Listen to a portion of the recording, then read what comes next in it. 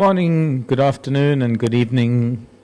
Hi, everybody. Welcome to Juma Game Reserve this morning, this evening, this afternoon, wherever you may be on our wonderful planet Earth. My name is Mark. I'm here in Final Control. Seb and Tara are getting ready to start with our drive this afternoon. Hope you're going to enjoy the next couple of hours, or 3 hours. Beautiful sky out there. The rain has cleared. There's been a bit of sunshine today, little bits of cloud, giving it a little bit of a surreal glow to the bush today.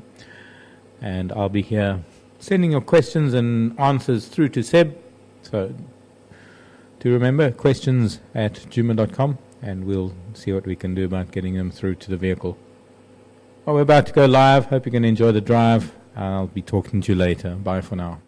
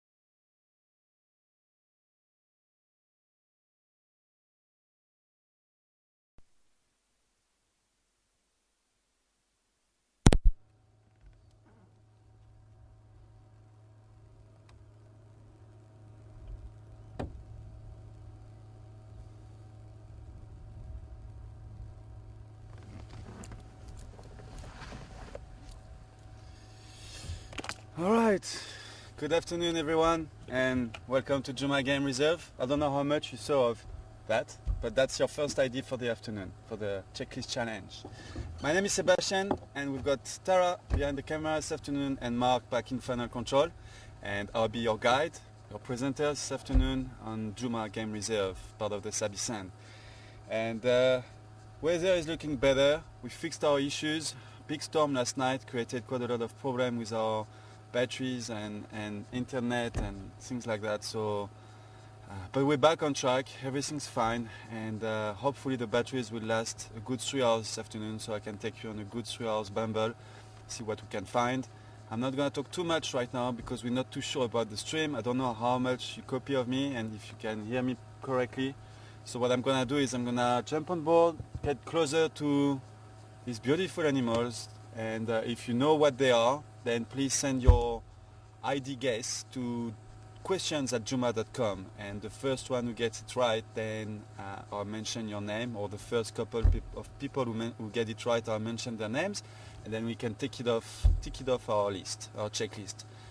And in a few minutes I'll explain what is the whole checklist challenge about, in case we have new viewers on board, which I'm sure we do like every day.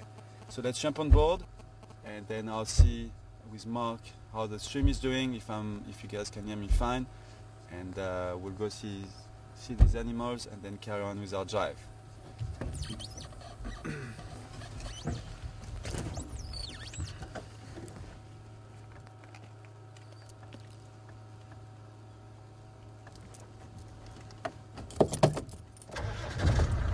Ouch.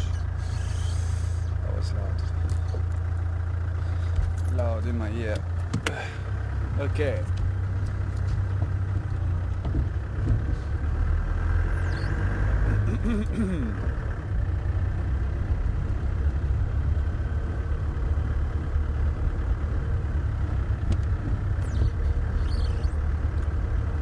I saw the Gory Gang also on quarantine, as we stopped for these guys here that I'm going to show you now. Maybe what I would do, let me drive around by Inga's house, because it looks like they're going that way. Got 1, 2, 3, 4 beautiful males, 4 of them, and the Gary gang was making their way towards Yuri's house. Quite a lot of general game around. Palace down there. The weather is still kind of overcast, but much better than it was yesterday and this morning.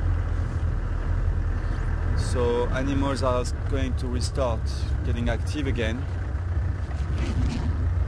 getting more mobile and get out of the thick bush. They tend to stay in a thicket when the weather is not really nice. Okay, let me try to find a good spot for you here.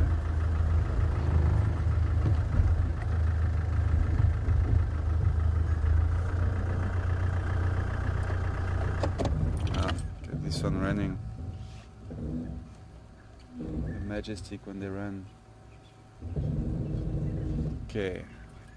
Please guys, don't play hide and seek with me again today. That's what you did to me 3 days ago already. No hide and seek game today. I see the Gary gang right at the back there. Yeah, the Gary gang's over there.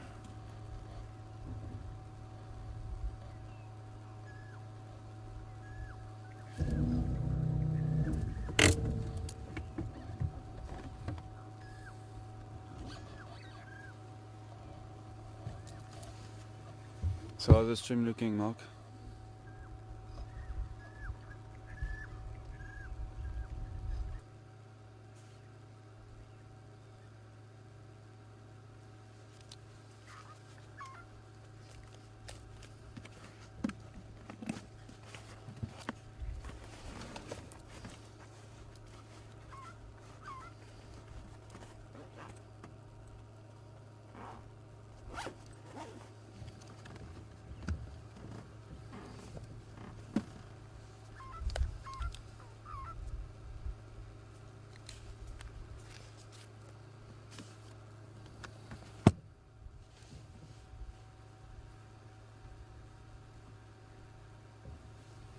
And like Mark was saying the other day, what's quite interesting in their behavior, as you can notice, is that they are feeding on grass now, fresh grass, and that shows you that it's been change. There is a change in season. We're slowly getting into summer now, and thanks to the rain that we had for the last few days, we've got some nice green, fresh grass growing, and that's what they're after. And they're like picking up leaves after leaves of fresh grass, and that's kind of behavior that you don't see during winter and even during spring, because there is not enough grass yet. That grass starts coming out after the first rains that we had a few days ago and last night again. I mean, quarantine is actually looking way greener than it used to look even a week ago. It's just gonna get on getting greener and greener, and this is an awesome time for you guys to like try to tune in and on every drive and try to be connected and watch as many drives as you can, because it is going to change very rapidly now. Every time we're gonna get a big rain, you're gonna see how greener the reserve is gonna get, how greener the vegetation is gonna get, and flowers gonna come out. There are already a lot of flowers out there, but more flowers gonna come out, more leaves on trees, grass like you can see now already on quarantine. And not to talk about all the insect life. Sure, it's already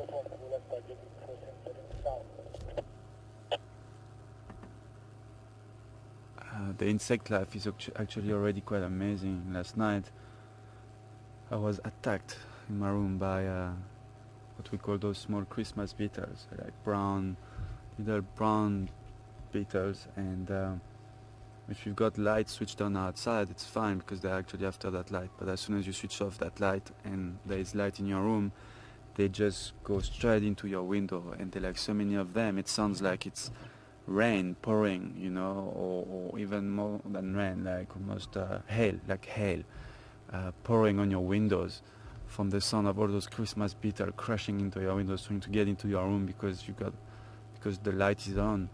And that's because of the rain and that we had the last few days. There are lots of insect life already out there. We've seen our first beetle, acid beetle, it's called. Blister beetle, I think it's called. Black with a yellow stripe. I've seen one the other night with Mark, and also saw one yesterday again. And it's just gonna get more and more intense. Scorpions, we're gonna see more scorpions, more snakes. Snakes are already out there, very active. We see a lot of tracks on the roads. And I don't know why we don't see any when we're on drive, but some guides, some other vehicles have already bumped into a few snakes, like pythons and puff adders, cobras, black mambas, boomslangs.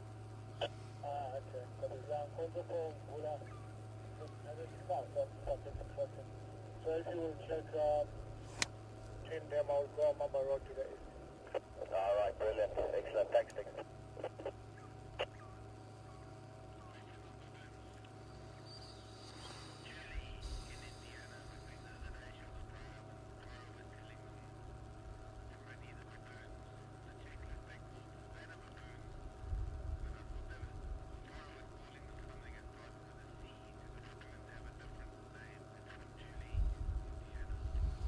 Julie in Indiana, welcome on board, Julie. Good afternoon to you. Julie is asking basically what is the exact names for the baboons, because in the checklist they are under savanna baboons. And when she was on drive with Tara the other day, Tara was calling them with another name starting with a C. Well, first of all, never listen to what Tara tells you, because most of the time it's wrong. I'm joking, Julie. I guess what Tara was trying to tell you, or what she was calling them, was Chakma baboon, which starts with a C. I'm just checking here in my checklist. No, I've got Chakma baboon here in my checklist, Julie. Chakma baboons are a subspecies of savanna baboon. But it's not savanna baboons in there. Oh, maybe it's... I've actually heard that some people saying that there's a discrepancy between the actual booklet checklist and The one... emails. It could be, Some yeah. people saying that the Woody Next Storks wasn't on the... It could be that your checklist, Julie, on email that you receive by email is a bit different than the one we've got, the booklet. She's not the first person to say Yeah. there's been differences. So, because we've got Chakma baboon here, and if you have the savanna baboon, then Tara was saying the Chakma baboon is actually a subspecies of the savanna baboon. So, I guess in your checklist they're just a little bit more general, and they didn't write, or they didn't go down to the subspecies Chakma, but you can tick off savanna baboons. I mean, they're like, what are the differences between savanna and Chakma? No, so the Chakma are a type of savanna. They are, yeah, it's like a subspecies of savannas. Yeah. But I forget which other ones there were, but yeah, some people say that there's no differences, some people say that there is. It's one of those. Okay. I see something on that tree over there. Let me just quickly have a look over there. Let me see what's that. Oh, it's one of those. I've got them already, these ones, but let's show them to you. In case you were not with me on drive 3 days ago, on my previous drive, we did ID what we call a tree agama, and we've got another one there.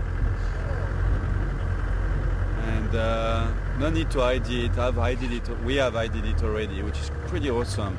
But there is another one there, so for those of you who missed it, here's a second chance Were you seeing it? to have on that. On that one? Yeah. Sure, so you've got good eyesight there. Thank you.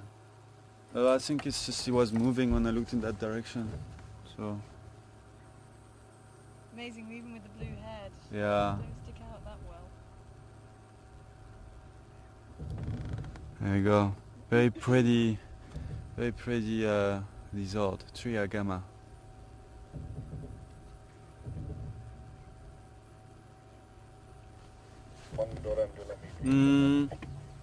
Sure, he had a very big blue head, the one I had the last time, eh? I think this one's darker blue. This The one? other one was bigger. Yeah, the last one was bigger. But the females are unicolor, right? They're all brown. They don't tend to have. They don't have a blue head, yeah. They're like in Central Africa, those agamas we get there. I was saying 3 days ago on Drive as well. They like, it's kind of similar to these ones, except that it wouldn't be a blue head. They will have a red or orange kind of head and a red-orange tail as well. But only the males. The females, you find them unicolor, brownish kind of color, and they don't get the red neck, or orange neck and orange tail. So I suppose this one is definitely a male. A bit smaller than the one we had the last time. But they're very pretty lizards.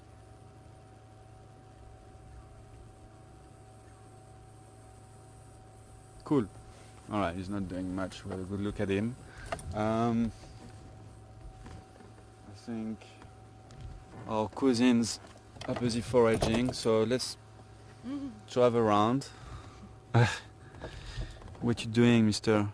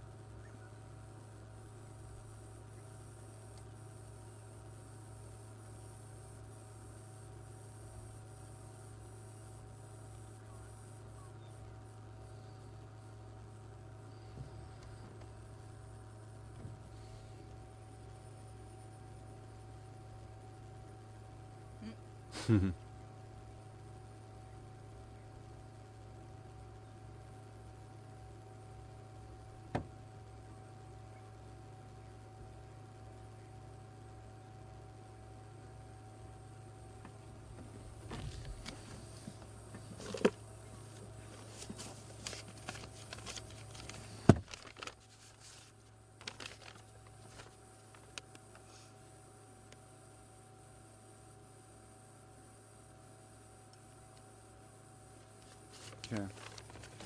Shall we move on? I want to get to... We're gonna drive past the dam, have a quick look at the dam, the Kari Dam, and then I want to go and drive around, investigate around Central Road this afternoon. Apparently Mvula has been seen. Mvula, I'm not too sure if it was Mvula or Mvula tracks, but Texan 5 minutes ago was talking about Mvula tracks going south from Central Road, and earlier on Jack was telling me I think he had tracks going east. So Mvula is around Central Road there somewhere, and I think Texan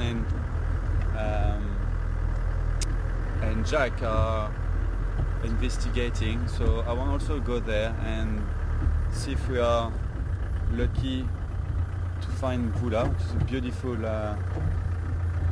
very stunning male leopard. It's beautiful blue eyes. And, if you are new this afternoon, or if it's your first time to be on Drive with us, I hope I can get to show you Mvula. He's one of my favorite leopards. He's got part of his territory is on our property on Juma Game Reserve.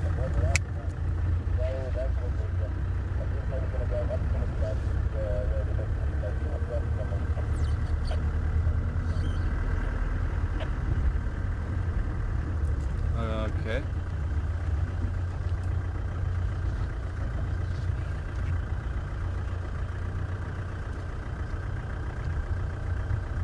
From the eastern what?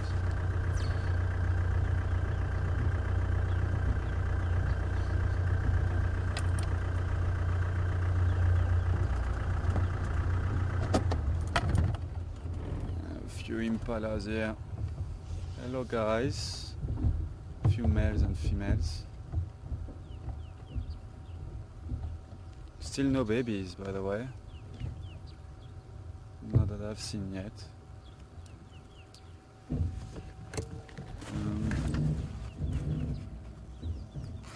Okay. Here's my. Here we go. Janina. Janina's got a question about baboons, and I'm gonna have to open a book for that one because I'm not too sure. She's asking what are the differences between those baboons that we're looking at and the eastern olive baboons. And when I don't know, I'm honest and I open a book and then I learn as well as we go along. Hope I've got the answer in that book. I've got olive baboon here, yellow baboon, chacma baboon, gelada, okay, olive baboon.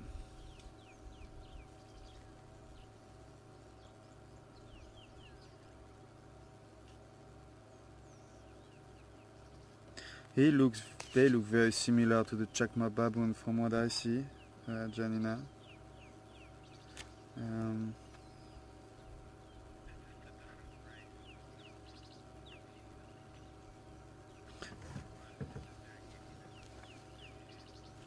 They are. Mark is saying they are different subspecies, and you find them in the east. They have slightly longer hair, which is true. I'm just reading.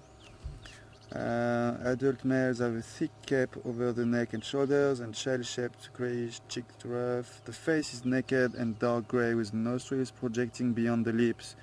Fused tail bones cause a sharp angle to form in the tail as if it were broken. Well, that's the same as the chacma. Oh, they're gone. Sorry, Ta. It's fine. So, Janina, to answer your question, first of all, the difference I would say that the main thing is where they occur, and your eastern olive baboon, which is this one, sorry, it's this one, yeah, they occur in eastern part of Africa, where your chacma baboon occurs here in southern Africa, and as you can see, so that's your eastern olive baboon, slightly longer hair than the chacma baboon. I'll just show you a picture of the chacma baboon, so we'll just keep swapping between one page to another one. That's your chacma baboon here, and you see they look very similar. It's the head, the body features, everything, even the tail is the tail looks like it's broken, but you can see the chacma baboon's got slightly shorter hair than the olive one here.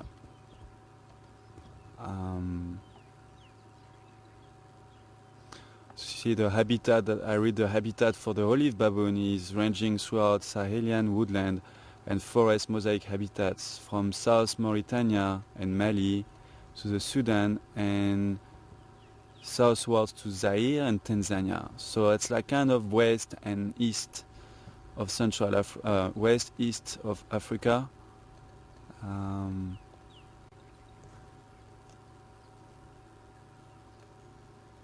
They look quite more, I would say, almost more impressive, more kind of almost more scary than the chacma baboon, probably because of the long hair they've got.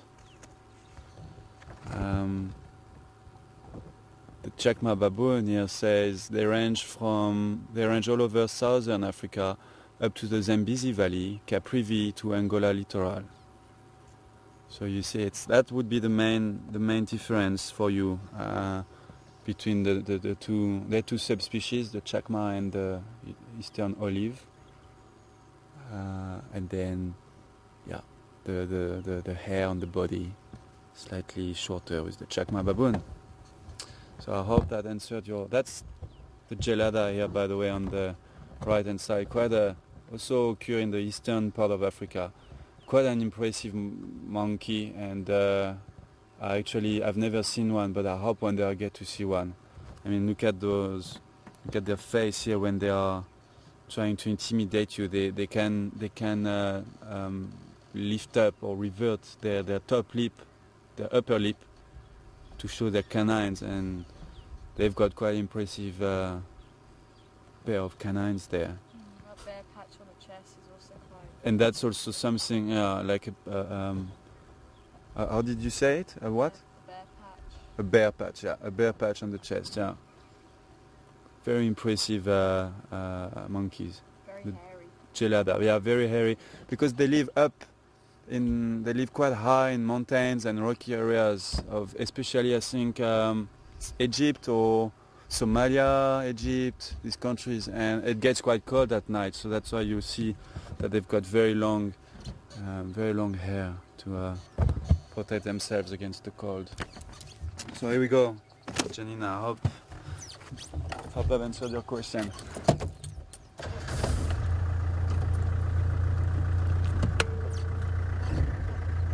Sorry? Yeah?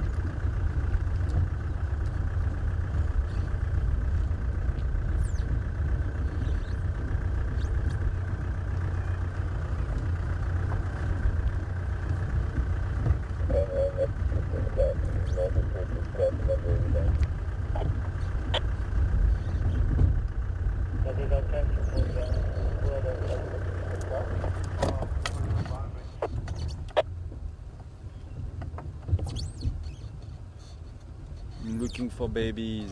Where are the babies? Still no babies. With the storm we had last night, I wouldn't be surprised if we get a few babies born in the next couple of days.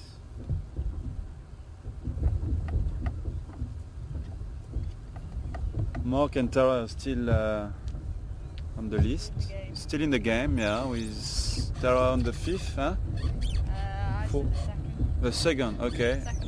the second or third. 2nd or 3rd, and Mark 5th of November. And I think I actually did win the game anyway. No, you didn't. I did because I said 24th, and the first Impala was born on the 24th in Malelani camp. Okay, Where it's, is Manny and then when we started the game, we never said that it was that we were playing it. It's south of Kruger. South of Kruger. Yes. So it's not far from here. And we never said that we're playing in Juma Game Reserve. Typical man. So I'm sorry, I just won.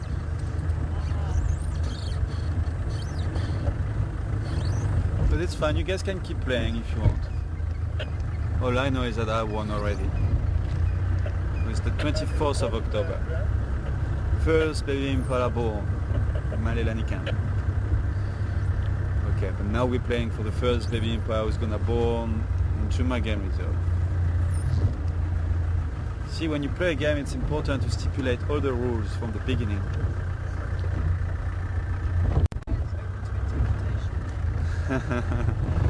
Sure, you're such a woman.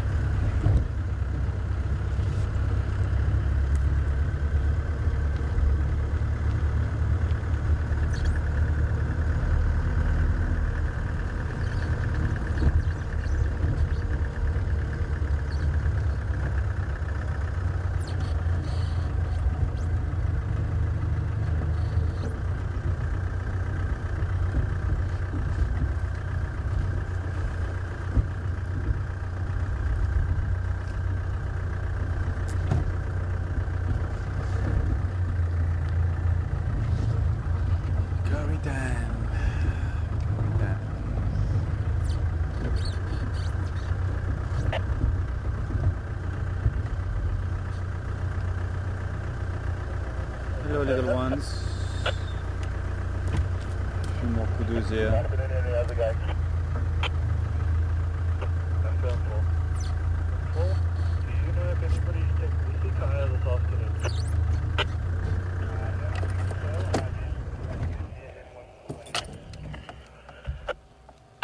Do you know if it was active this morning?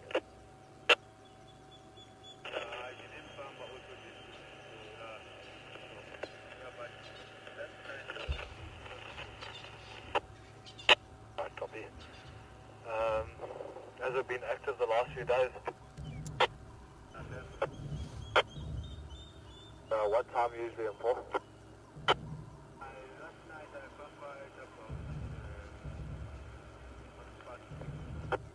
It was active. Alright, copy. I might give you a shout later. It's quite quiet for Nyamas on the side this morning. If there's loot, can I maybe buoy that side? Thanks, Paul. I'll talk to you later. Thanks, Henry. Ryan, come in.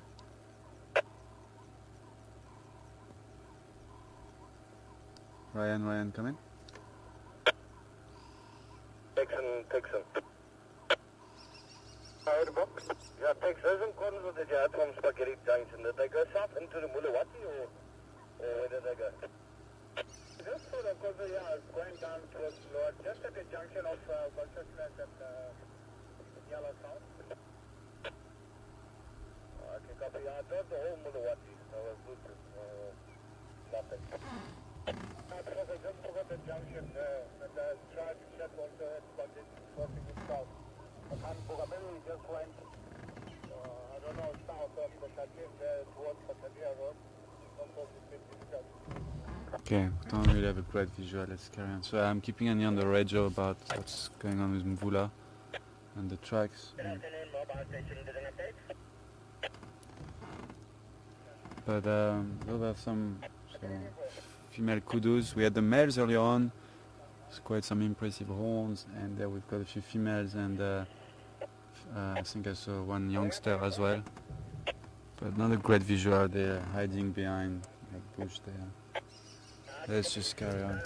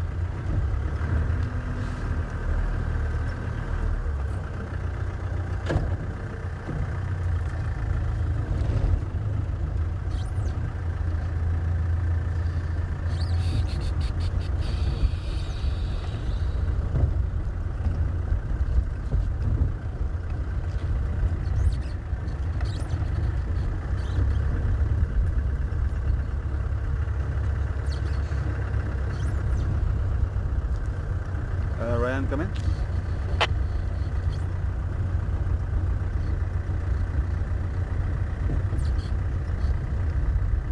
Flashing before my UTMB sky.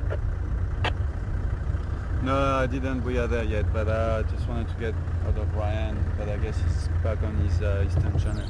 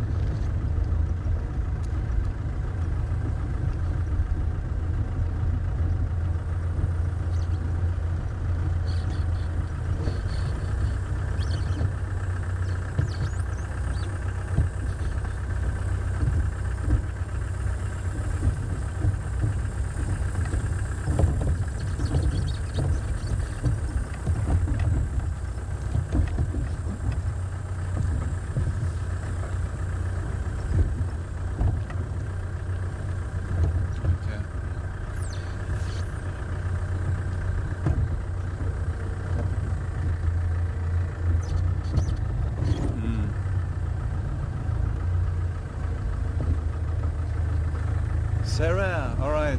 Good afternoon, Sarah, in New York. Good to have someone from New York on board, and it's good to bring a bit of Africa into New York. But Sarah, we're not too sure if it's a statement in your email or if it's a question about the baboons, saying there are two subspecies under the savanna baboons, and those are the chacma and the olive baboons.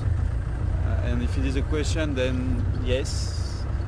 And if it's a statement, then thank you, Sarah. I think that's what I was going through when I was going through my book. That's what I found out as well. I even read something about the yellow baboon there. I think there is going to be maybe even another subspecies called the yellow baboons under the savanna.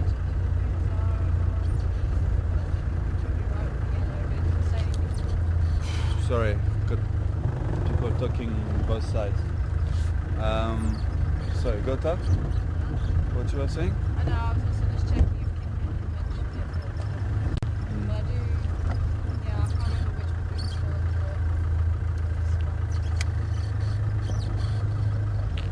Okay, we've got a few buffaloes here on our left. Whoa.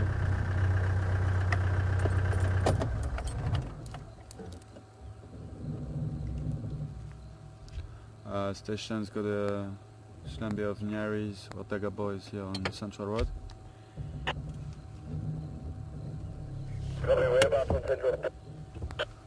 Sure, where are we about? by Giraffe Dip. By Giraffe Tip. Sorry, go by Dutchman. Sorry, can you repeat that?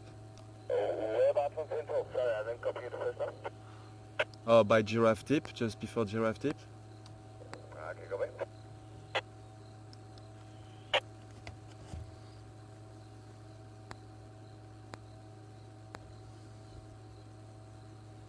Did I say their names? I think I did.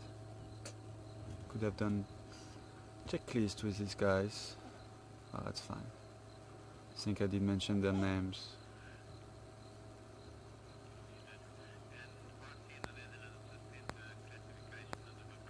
Oh.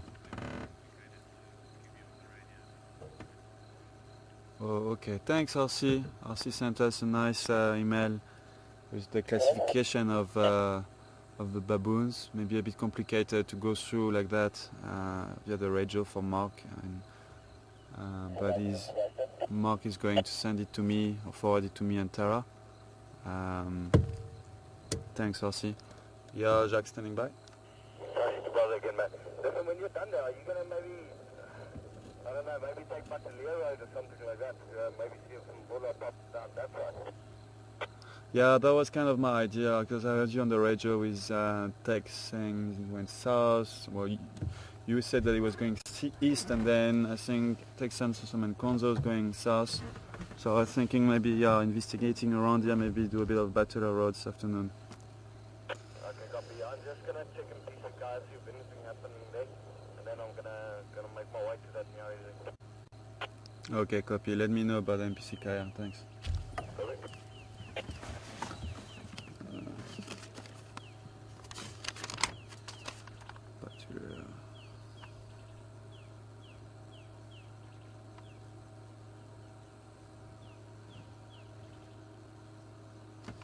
You help me to get onto Bachelor. It's the third one on the right. No, more fourth. Depends on where you go from, but from here you can't get onto it. You've got to go Vulture's Nest through Spaghetti Junction, and then you can turn off at Spaghetti Junction. Because yeah, it shows that at the end there you can go on Bachelor. Where is it? There. So that's Central Road. Drakensberg. Yeah, you can go. Oh, if you want to go that side. Then No, I want to go. I want to go there. And then go. So is it easier to do Vulture's Nest and Yeah. then from Vulture's Nest Bachelor? Okay, will you help me? Cool. Not too familiar with that area yet. I should drive around here more often. Get a bit more familiar with the eastern part of our property. Okay, so a few Dagger boys there. And those are only males, big males, old males. as you can see from their horns, and also like this one's got a big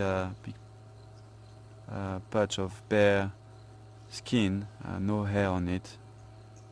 A bit like humans. When they get old, we kind of tend to lose our hair. It's kind of the same for buffaloes. They tend to lose the Dakmarker. Tend to lose the hair on their skin, and plus also when they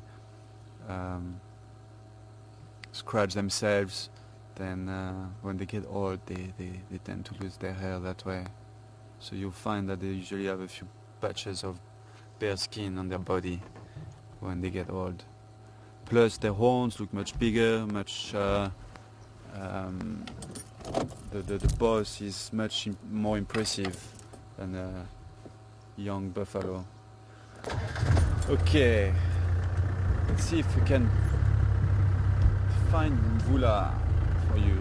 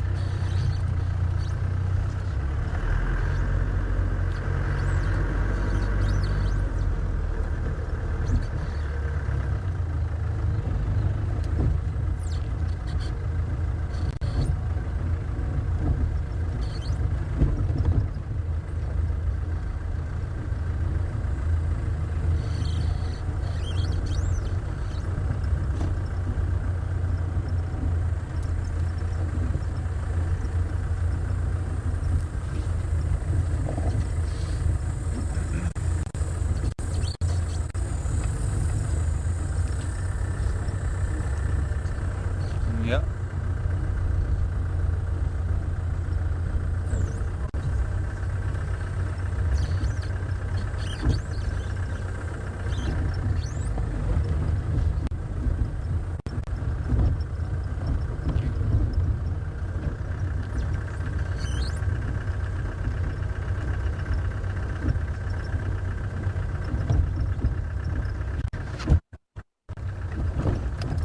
So it's up.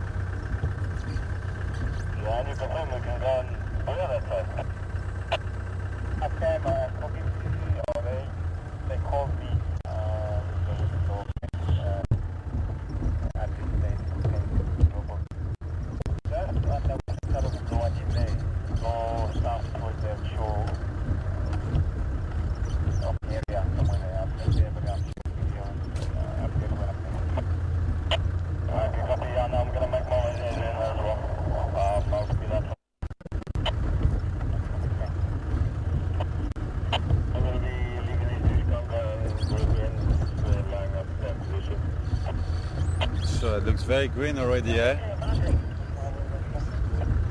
Lots of nice patches of greenery on the road already. Really cool.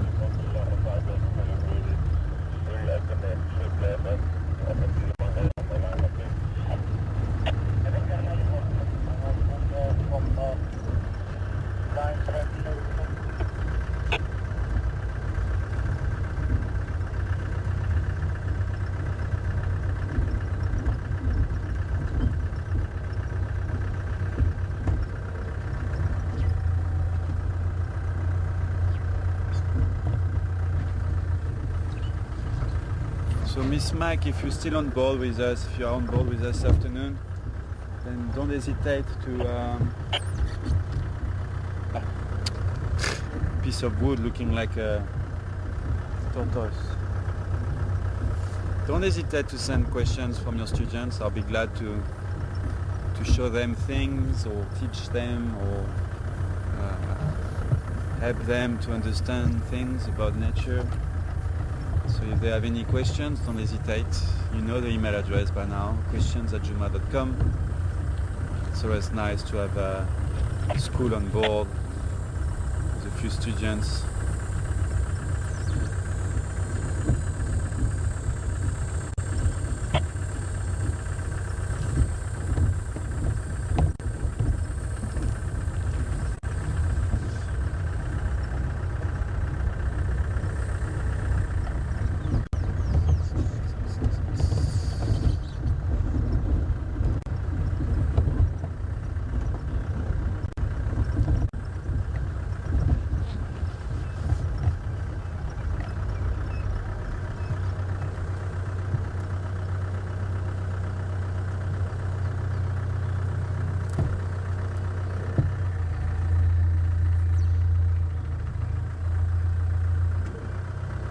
Get him.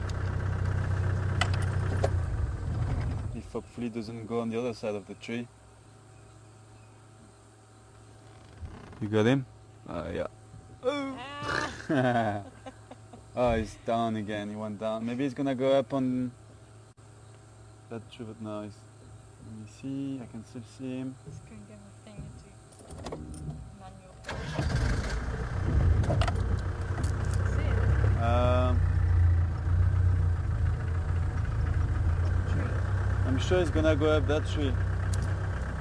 Let's just wait, see what he does.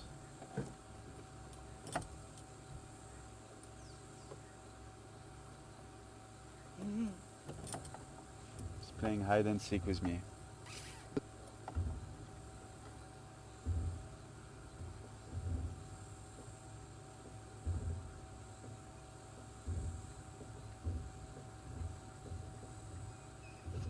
Nope. Okay. Fine. We'll get you another time.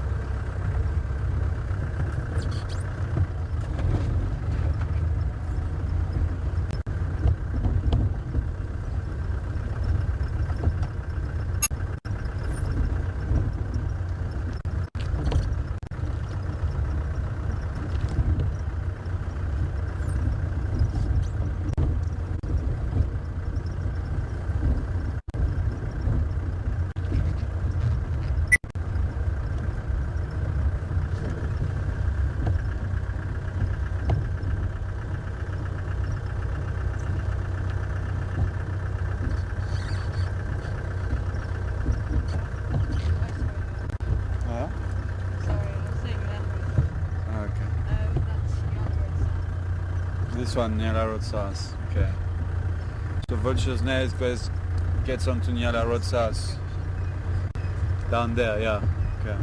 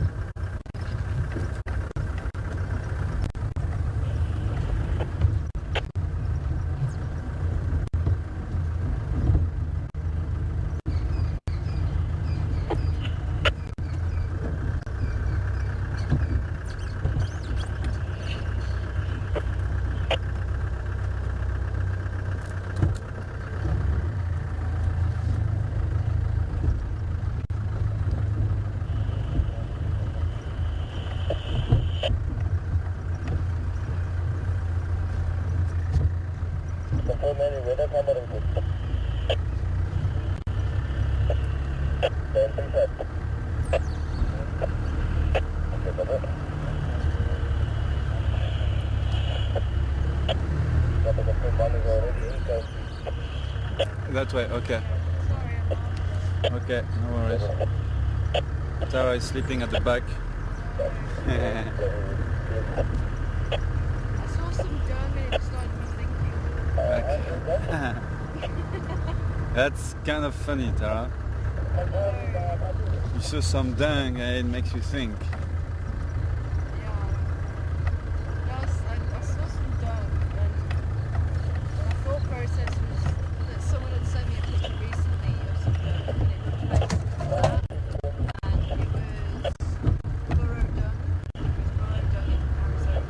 Mm. Just thinking of the black burrow. Okay. I was thinking more of that. Is that one straight across?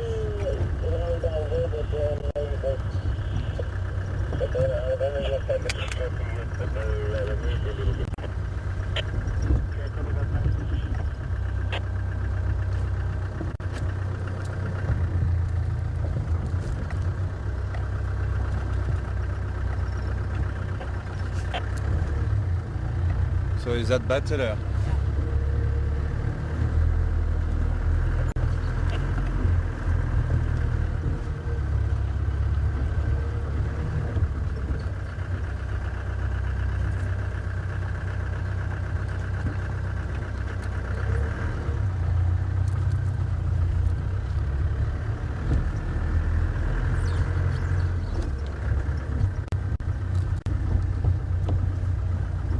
Oh, really? Wow, sure. You smell that? I know that smell. I think it's leopard urine. Popcorn.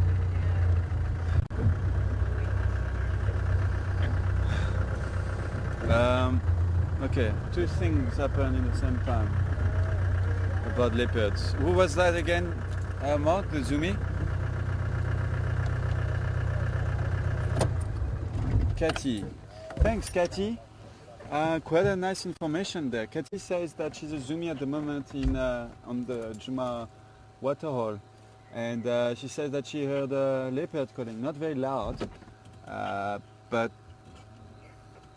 yeah. I hope you're right. I hope you're sure it was a leopard calling. Can't really mistake it with anything else. So that's quite interesting. Thanks for that, Katie. I think we're gonna carry on investigating around here, because as I was getting that info from Mark, I smelled very strong smell of leopard urine around here, and you can't mistake that either. It's a very strong, like kind of a popcorn smell.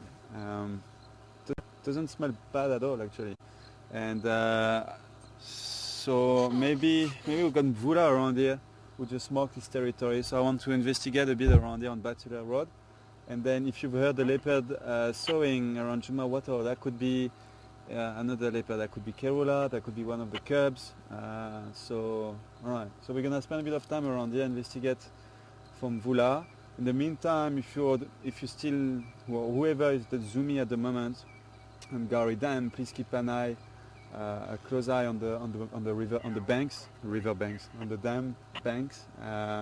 And see if by any chance you would spot a leopard, and if you do, obviously just quickly send an email to Mark, and we'll quickly make our way there. I'm dying to see a leopard this afternoon. I could really do with a leopard.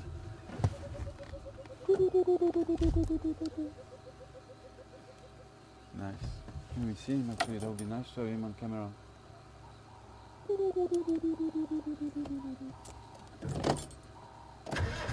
Yeah, I haven't seen a leopard for quite a few days now, and that would be awesome to get one this afternoon. I want to get that bird for you. Let's try and find him as we look from Vula.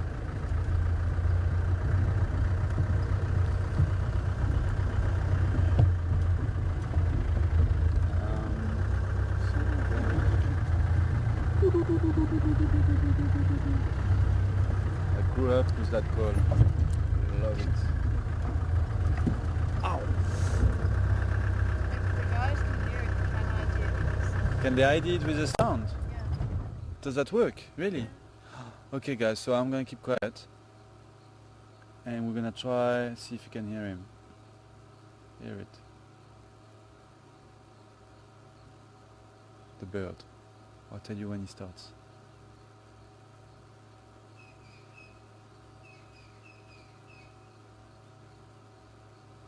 Come on, don't be shy.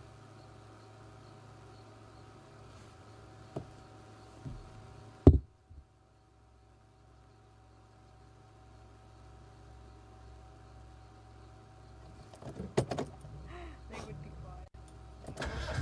Always like that.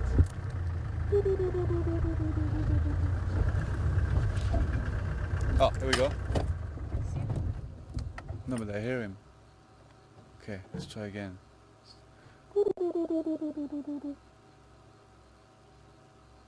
He's definitely in one of these trees. You didn't bring your nice binos by any chance? You Huh? didn't remind me. Yeah, I know. My fault. I forgot.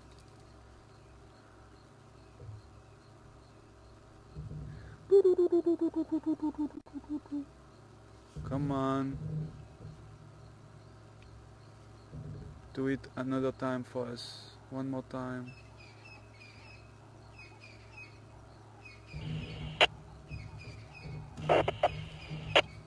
Apples still a little punchy. I think.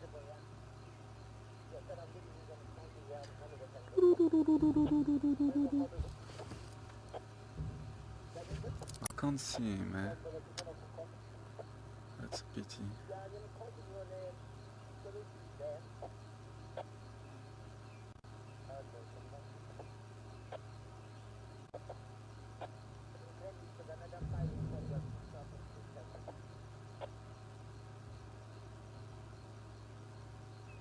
I just stop now.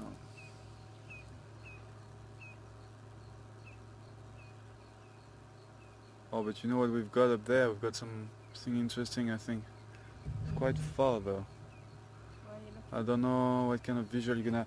And in that tall tree in front of us, Yeah. on the right hand side. If you zoom in, if you look here on the screen, I'll show you. Okay, I don't know where you are now. Zoom out. I'm on the right hand side of that tall tree at the Do you have them? Just zoom out. Zoom out. Are you looking in the green tree or the tree No. right at the back? No, the dead tree. This one here, there. Got my finger here. This one. Go a bit up. Go up. Yeah. Oh no, you're not in the right tree. Zoom out. Yeah, that's where you're from. This one, yeah. That's There. the one on the left, Seb. There. There. Okay, now I got it. I don't know if that's gonna be clear enough for you guys.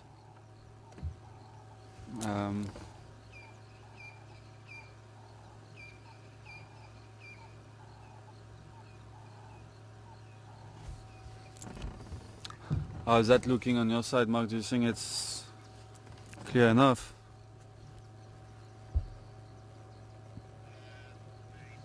It's very far. Yeah, I think so too. It's quite far. Yeah, but there is no color. Yeah. Let's see what answers we get. Yeah, but if we don't get it, it's not a trend smash. It's quite far and it's kind of contre-jour on your silhouette, so you can't see the colors. The bird that I wanted you to ID from the call has stopped now, which is a pity, but it's fine. We'll get him another time. Let's keep looking for Mvula. Oh, sorry, Ta.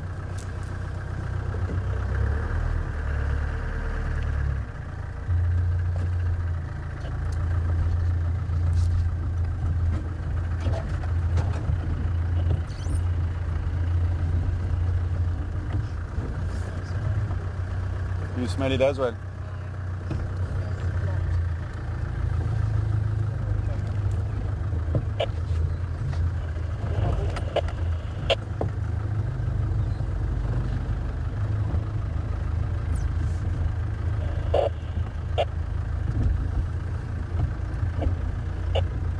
Bob in Texas. Welcome on board, Bob. Bob's got a question regarding the buffaloes we were looking at. Are they African buffaloes or are they Cape buffaloes?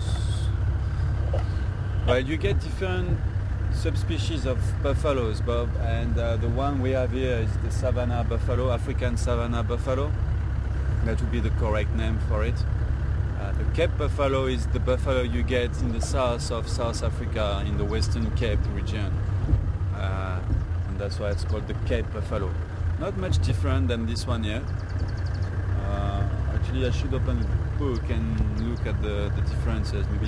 Maybe the size. Maybe the Cape buffalo is slightly smaller, but I think it's more about where they occur. And this one, the Cape buffalo, would only live in the south part of South Africa, Southern Africa.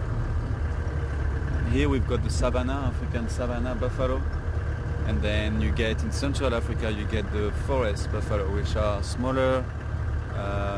Color is also slightly different. They're not black like these ones here. They're more kind of got a bit of an orange tint to the fur, to the hair, and the horns also don't grow the same way as the horns of the savanna buffalo.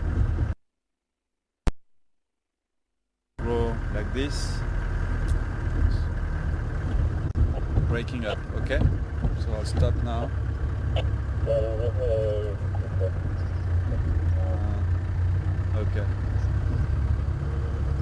Okay, so there was a bit of signal breakup there. So in case you didn't hear me correctly, the horns for the savanna buffaloes grow like this, where the horns for your buffalo in Central Africa, forest buffalo, they tend to grow more like that towards the back. So that's kind of also these plus the size are the main differences between the forest and plus also where they occur. Would be the main differences between the forest buffalo and the savanna buffalo. Hope I answered your question, Bob. If you come to this part of Africa, the buffalo you're gonna see around here will be your African savanna. If you go down to Cape Town and visit any game reserve around Cape Town, then the buffaloes you get there will be your Cape buffaloes. And if you go to Central Africa, where I am from, to Gabon, and if you see some buffaloes there, then they will be your African forest buffaloes.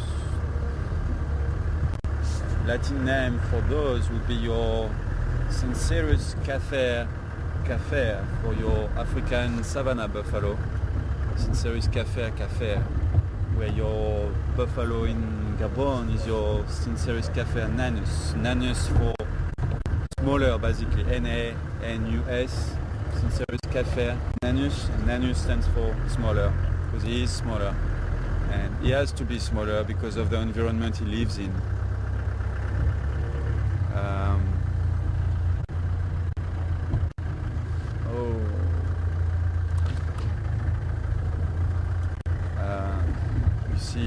Central Africa, as you know, it's quite dense forest, and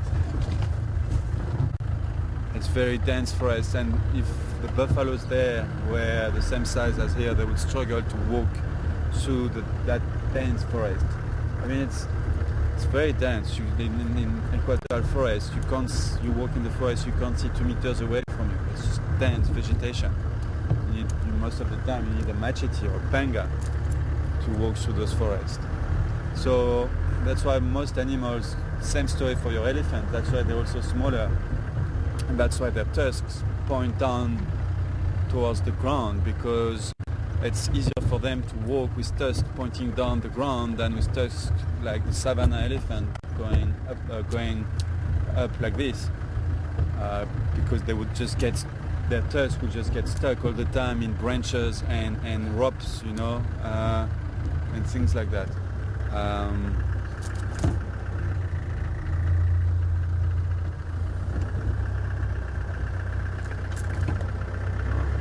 Just saw a bird there, but I can't see it anymore. And so all of this is kind of adaptation to the environment. That's why most of your animals in Central Africa are smaller. That's why your buffaloes are smaller. That's why your elephants also are smaller, tusks pointing towards the ground.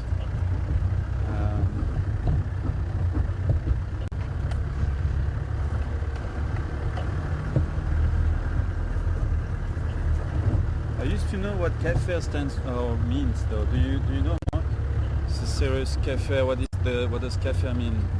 Maybe it's the name. Isn't it the name of someone? No. from the Cape. Oh, okay.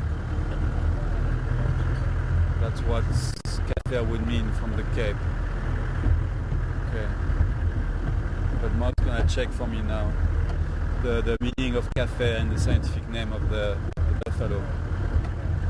It's always nice to try to understand the scientific names of the species because it helps to understand the species itself. It helps to understand why it's called like that.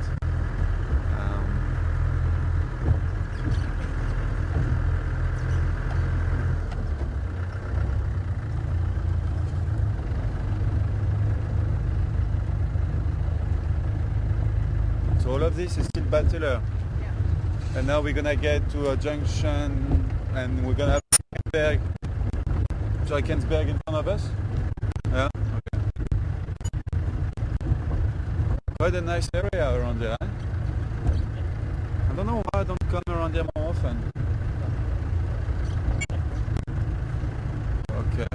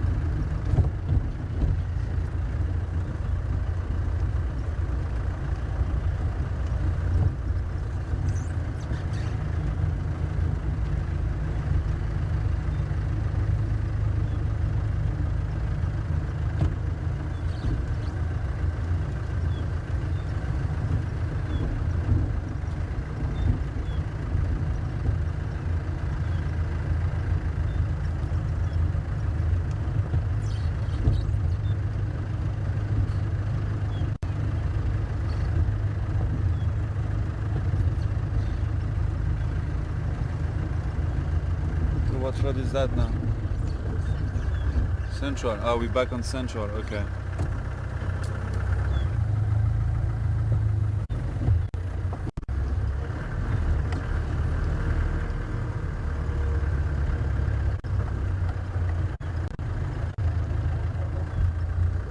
Alright, quick idea for you.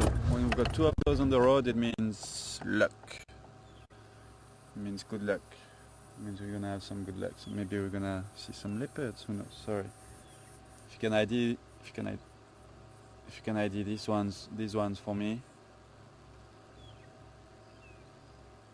Very easy. And then we can tick them off.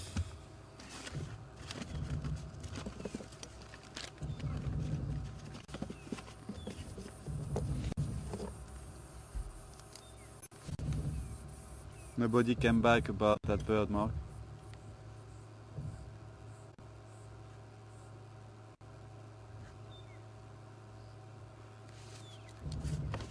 No. Okay. That wasn't the greatest visual. Okay. Well, maybe there's a bit of a lag as well.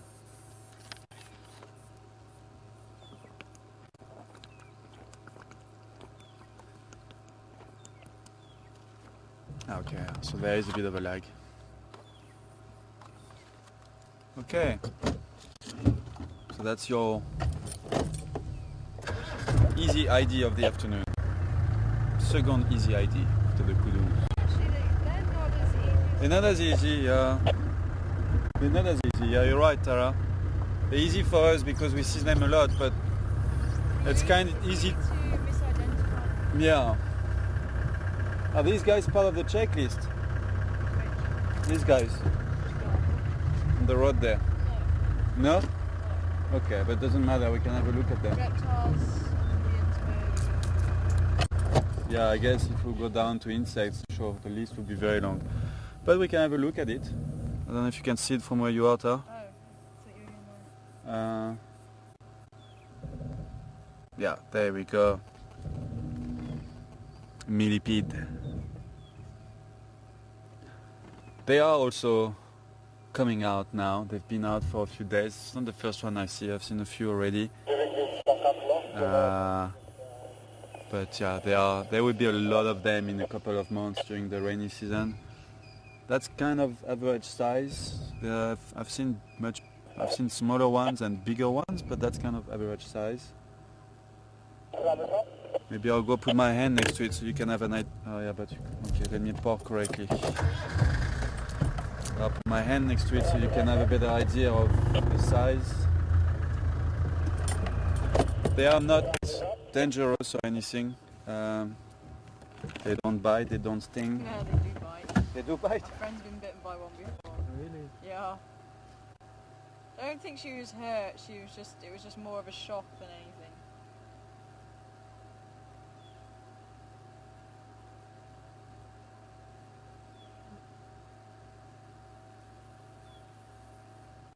Oops.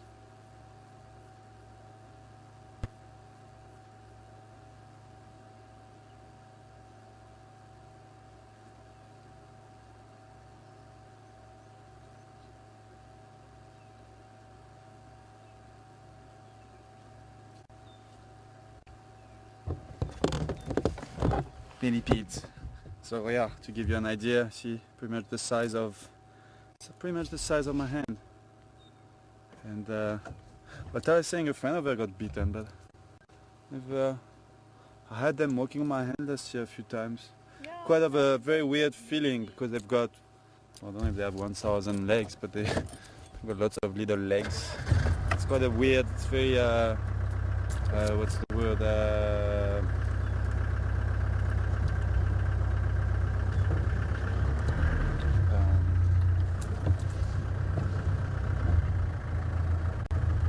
Ticklish, here we go, that's the word I was looking for. It's very ticklish. And when they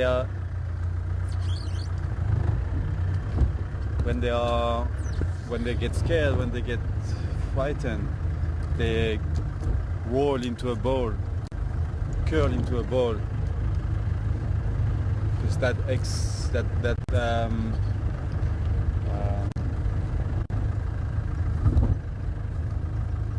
them it protects them against predators basically.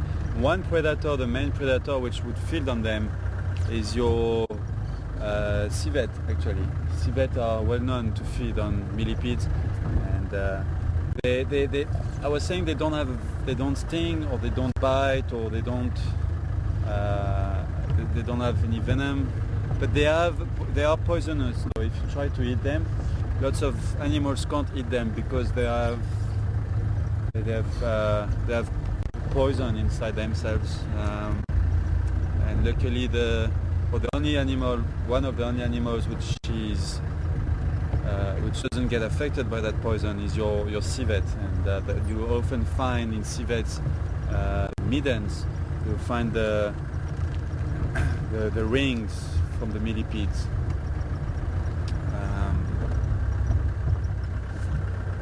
The civet is the only one who can eat millipedes and digest millipedes without getting affected by that poison.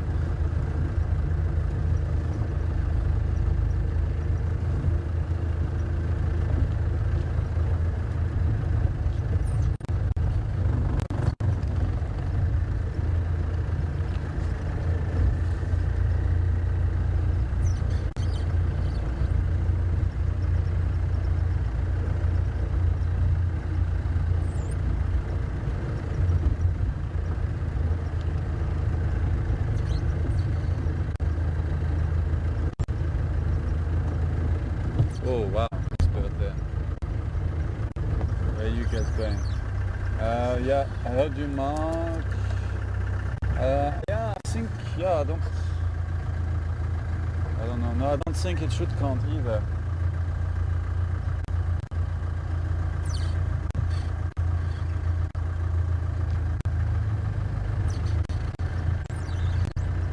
Oh, so some people did ID it right.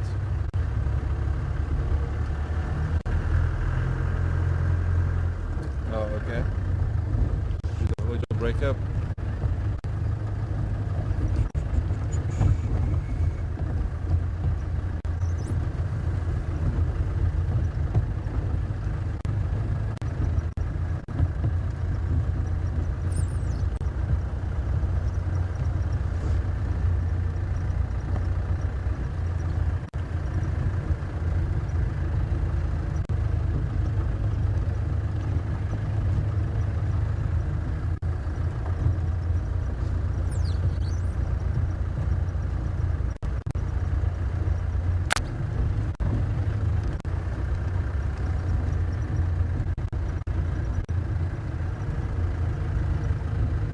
Arlene, okay, well done Arlene and RC and Joanne for the brown hooded parrot.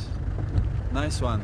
I'm glad you did ID it. It wasn't that easy. Quite far and not a lot of colors on it, more of a silhouette. But nice one guys, so we can tick that one off. Brown hooded parrot. And the one who was calling, a couple of people did get it right, but because I was also imitating it in the car, so that's not gonna count. Because he didn't call for us, unfortunately. But that was the Burchell's Kukal, or the rainbird.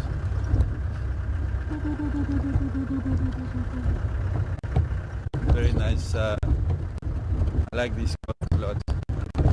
Whoa, whoa, whoa. Sure. Yeah.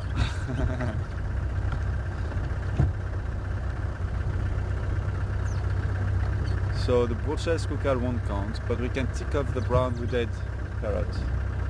Nice one.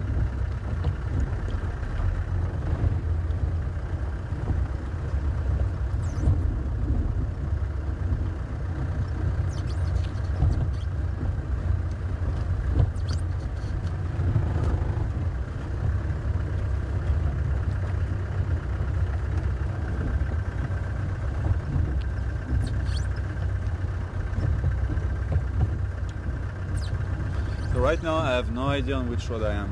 Where am I now? Quarry Pan. I really don't know that area well. Should come and drive more often, yeah.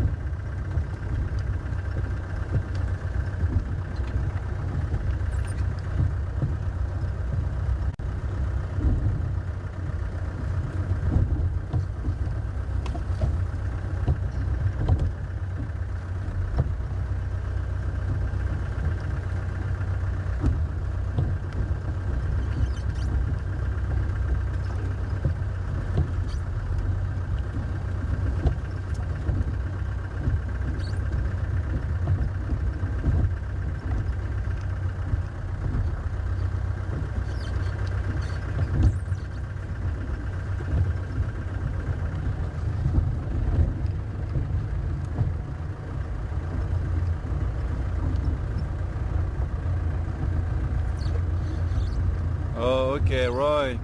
Good afternoon to you, Roy. I did answer your question, Roy, I think, without knowing that you were asking it. Mark is letting me know that you did send a question about the difference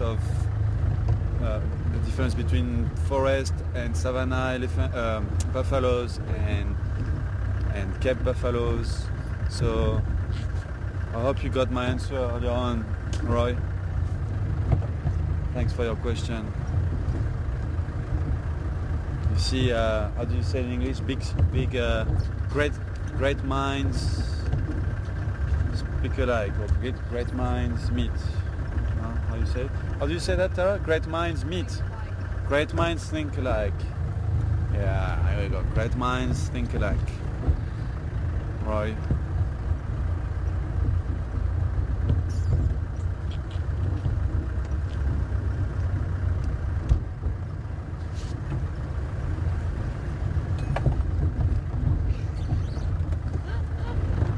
What you breaking there, Tara?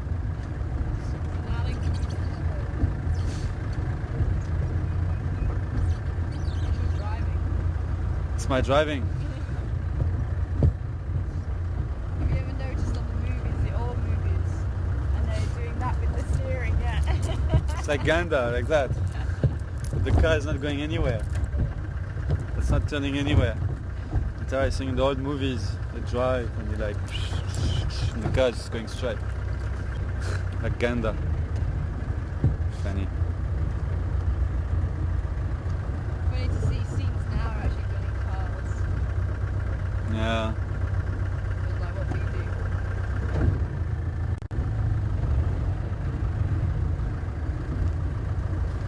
do. Sorry, Miss Stove.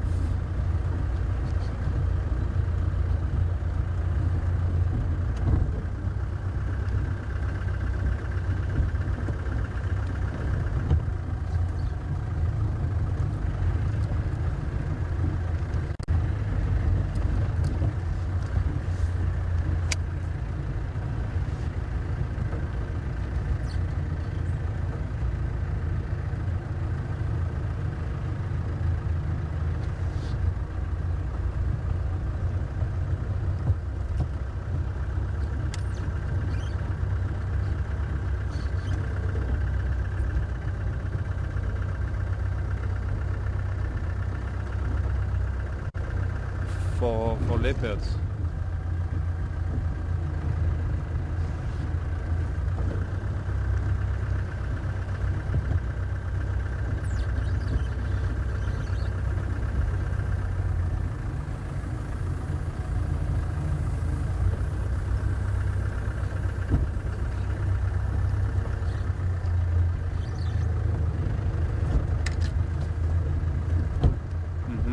Okay.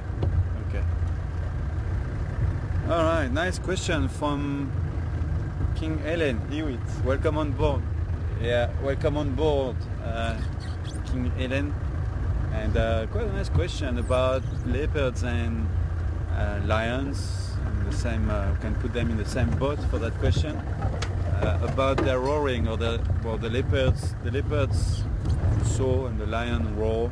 But basically, King Ellen Hewitt is asking if when leopards soar, is it a sign of maturity or independence, and is it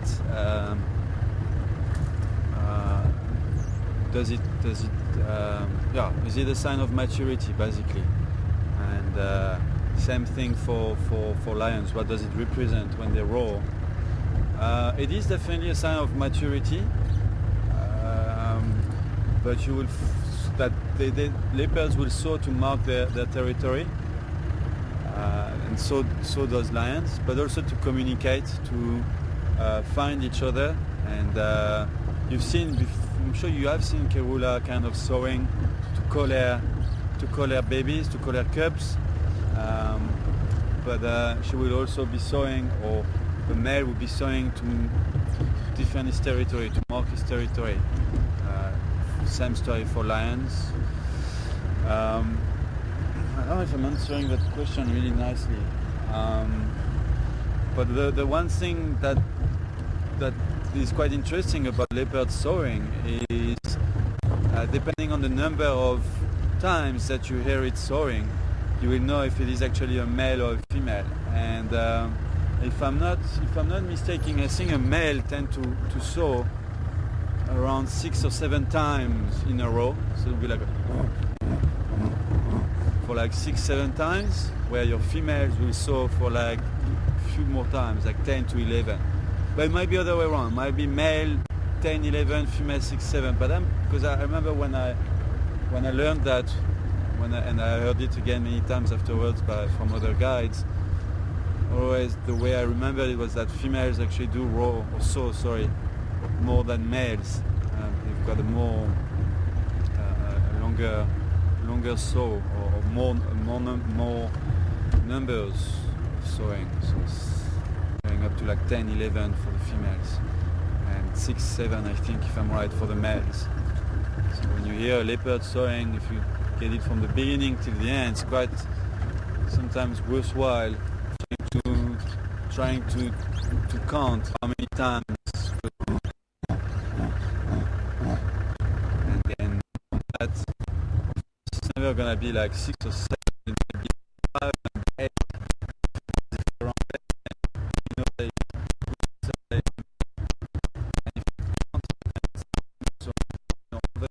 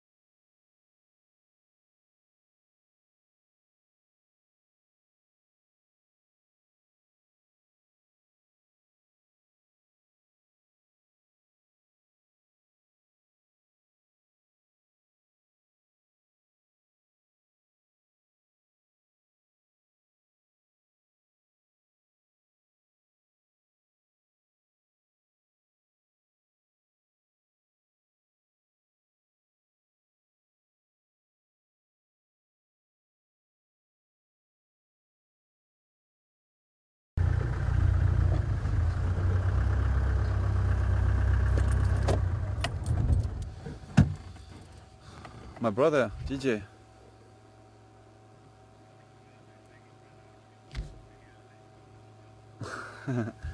Okay, sounds like maybe my brother DJ is on drive. Welcome on board, DJ.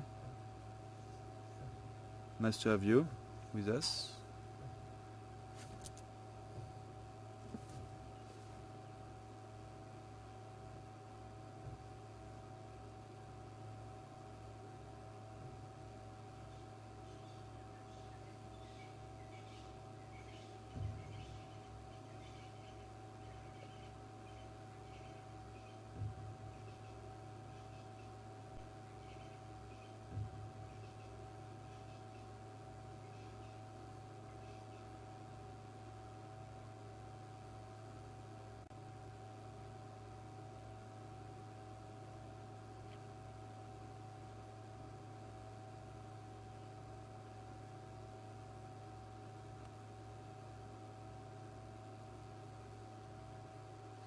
If you get that hippo there, Tara, I think I don't know about what the camera is, but it looks Just over the other side. it could almost have been in the frame of the branches.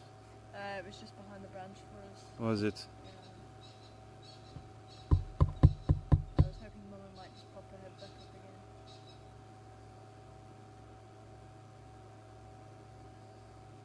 again. Hippopotamus.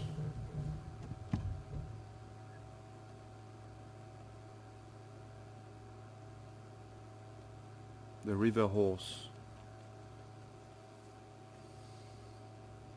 And we got some buff.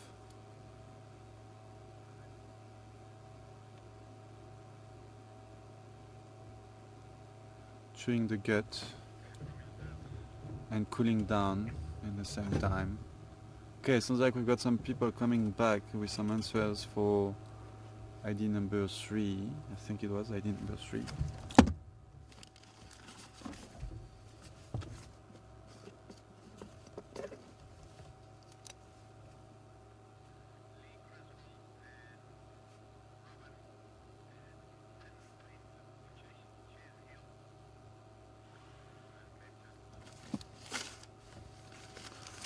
Sorry, Mark, what was the names? What was Lee or Leela? All right, thanks, Lee or Leela. Roy and Robin. Thank you guys. Good ID. It was, and a lot more people. Thanks for that. It was Cape Turtle Dove that we were trying to ID on the road. There were 2 of them. Cape Turtle Dove.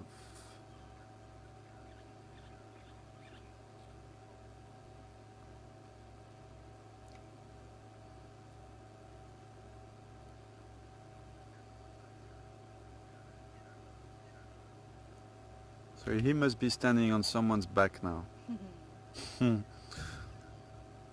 Because it's quite deep where he is right now, and to see him like that, he's probably standing on someone's back. Maybe his mum's back or another one's back.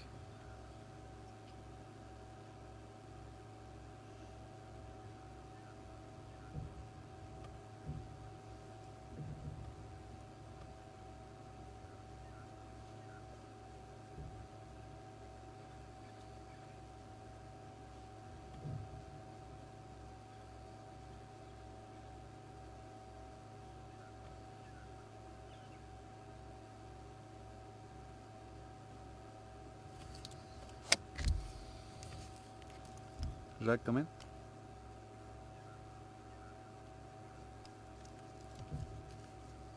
Jack, come in.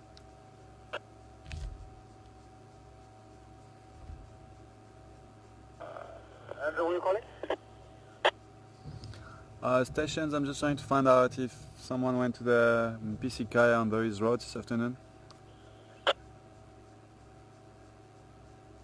I'm sure John's been there. Was not active, maybe now. Okay, copy, thank you.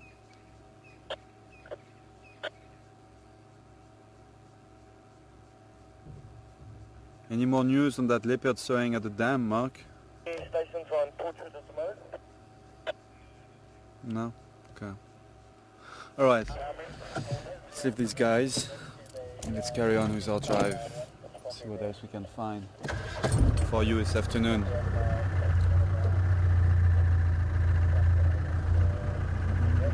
Hmm?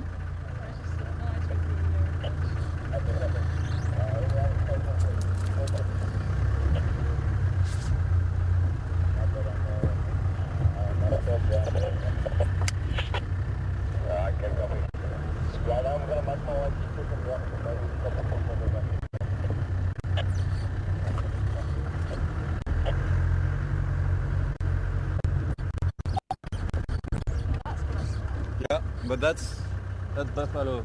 Yeah. That's buffalo buffalo dung. That's what you pick up. Yeah, I can pick up that.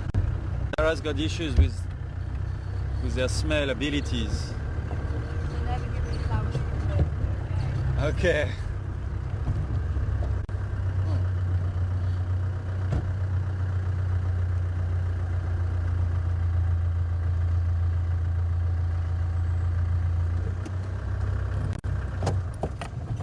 Do I have that bird? Yeah. I think I did, yeah, on the first drive. So nice there. But they were... No, I don't have... Oh no, yeah, I do. Yeah, you had them at Twin Dams first day, I think. But the one of them was kind of like, almost looked like feeding the other one, was putting something in the other one's beak. So I don't know if the one which is in the foreground there is a young. Yeah. It looks smaller than the one in the background, so it could be that the adult came and, I don't know, gave something to the younger one. Definitely put something in its beak. And that's what caught my attention. And I was like, have we ID'd that bird? And we did. That's your go away bird, or grey lory.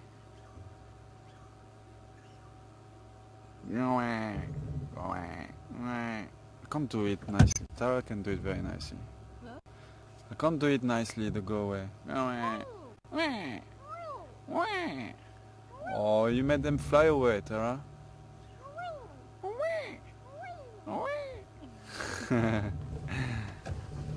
Funny call. Go away bird. What's your getting- best call? What's the best call that you can do? It's getting worse and worse every time I try. No, man. It's getting worse and worse. Okay, let's restart. Let's restart from scrap. Okay. Okay. This is the go away bird call from Sebastian Rombi. No, man. That was horrible. Eh? Do the Hadida. The Hadida I can. Alright. Hadida Ibis by Sebastian Rombi.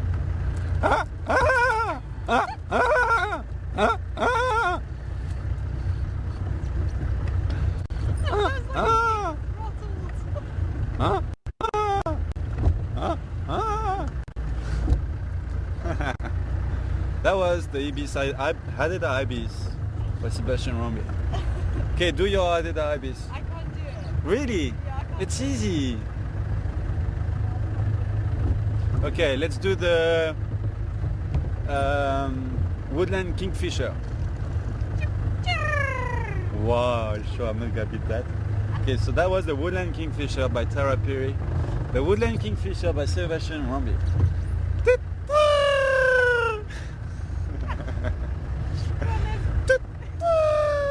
Oh, yeah.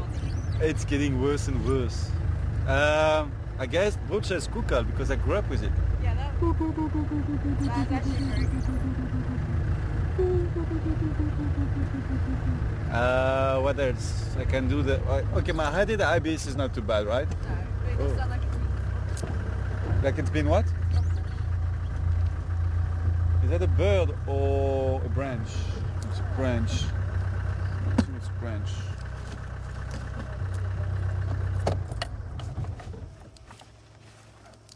yeah, It's a branch.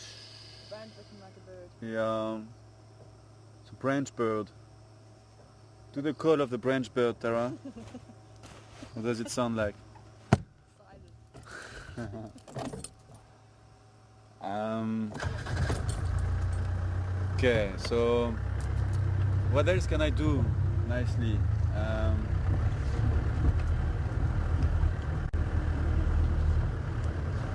I like the Woodland Kingfisher. I want to be good at the Woodland Kingfisher call. Oh, that was better. You see, that was better.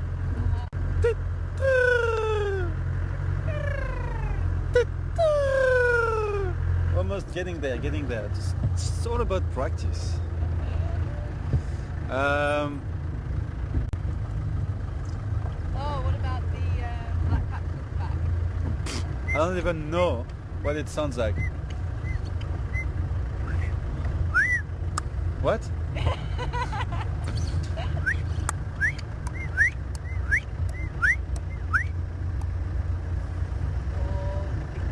Ghost bird, grey-headed bushwright.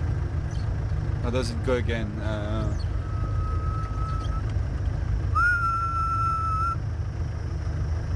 Oh, you know what we can try? The fish eagle. Yeah. So, the fish eagle by Tara Perry. No, I Oh, come on. No, I can't. Oh, come on. I don't know. I can't. Okay, I'm gonna try. The Fish Eagle by Sebastian Rombi. I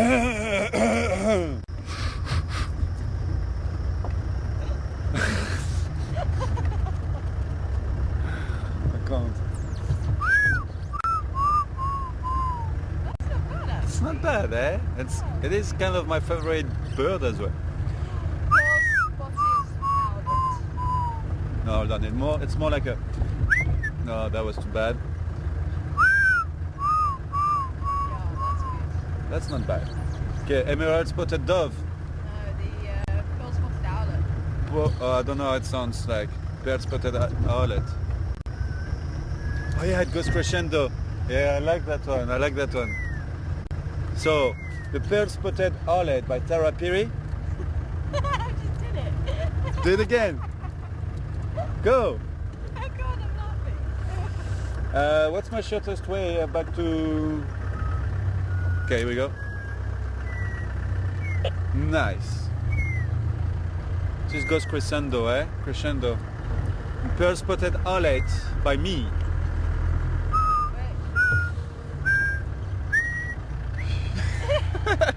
No, that was too bad. Where do you want to go?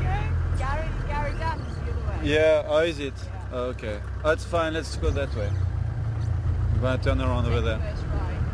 Yeah. Not to. That wasn't too bad. Yeah, you need to do a few more downs though. Ah.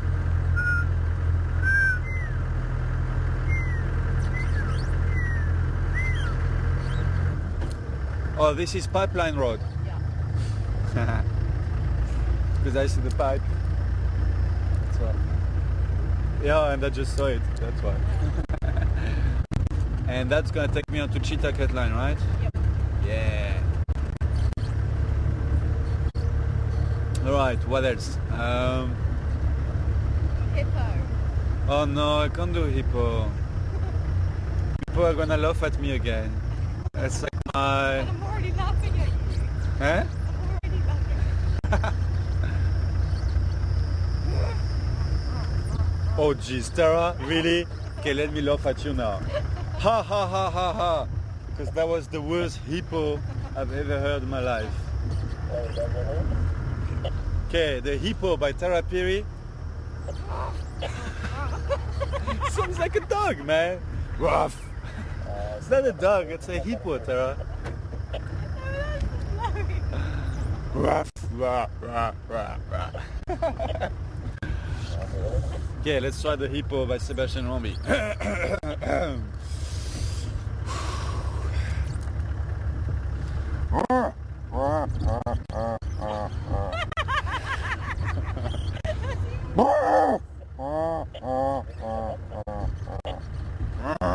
Oh no, that was bad. Okay, the first one wasn't too bad though.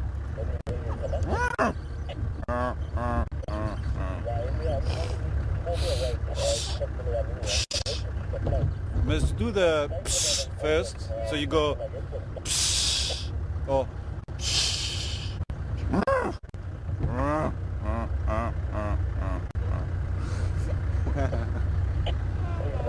Patrick used to do it well, eh? Patchy used to do it very well. Yeah. Patchy used to do the zebra very well. Oh, I can't do the zebra. It's like that kind of love. Yeah. I can't. No, it sounds like a donkey.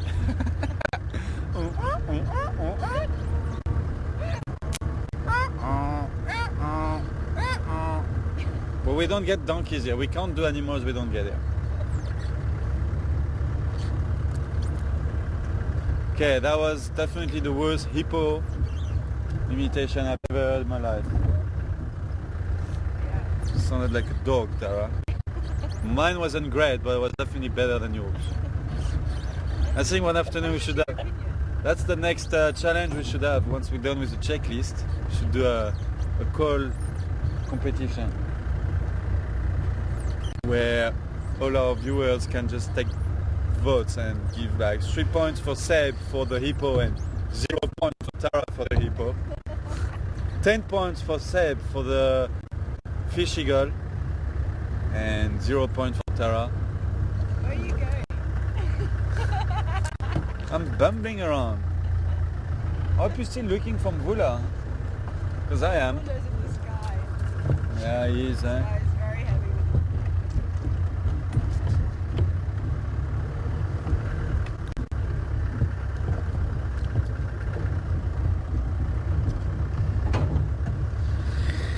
Oh, yeah, yeah.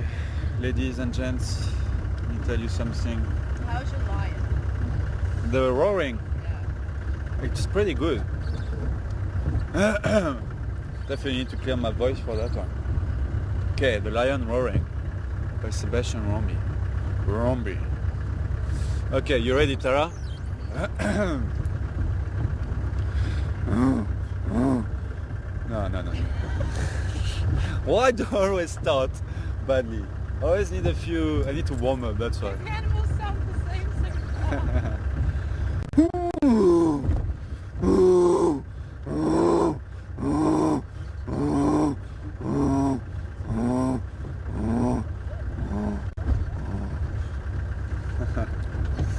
Okay, your turn. I've never heard a lion sound like that. You have? Very sick lion. No, it's a young lion.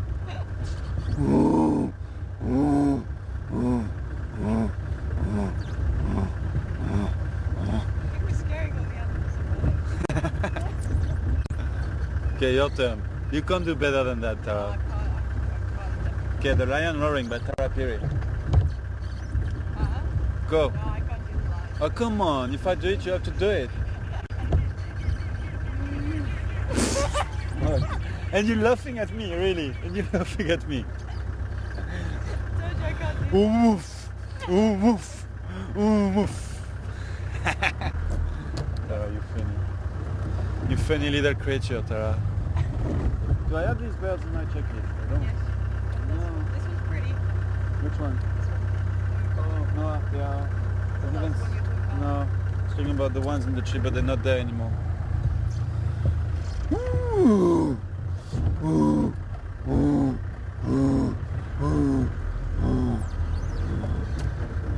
The leopard is more difficult, eh? Because the leopard is not really roaring, it's sawing. Maybe you... No. That's pretty spot on, actually. I'll give you that one. For the leopard, Yeah, that's pretty spot on. am I right there? Yeah. That's pretty spot on. Thank you. Yeah, 10 points.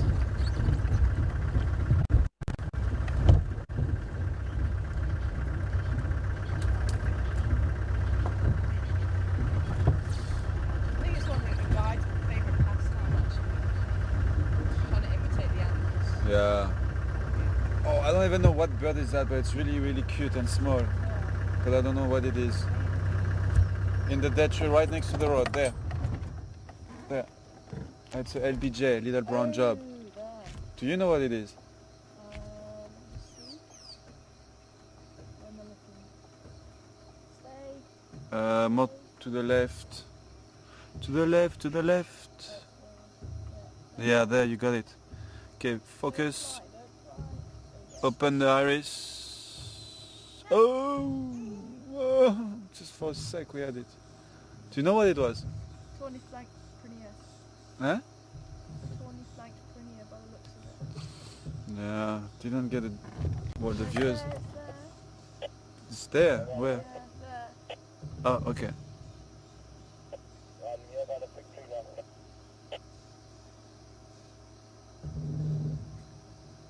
Did you got it? Go on. Did you say its name now? Oh, sorry. Yeah, but I asked for it, that's fine. Don't worry. I didn't know what it was anyway, so we're not gonna play that one. We had a quick view at it. Just go slow, it might be there again, actually. Okay. But how do you say it's called? Just want to have another look, because it could be Venedici. See it. It's time. Oh yeah, that's what Tara said. Tawny flank Tawny flanked Prinia. Prinia. Tawny flank Prinia. That's what Tara thinks. You see the long tail, because I didn't look at the tail properly. Yeah, that's a long tail, yeah. Okay, then it will be the Tawny flanked Prinia then. It wasn't there. Tawny flank Prinia.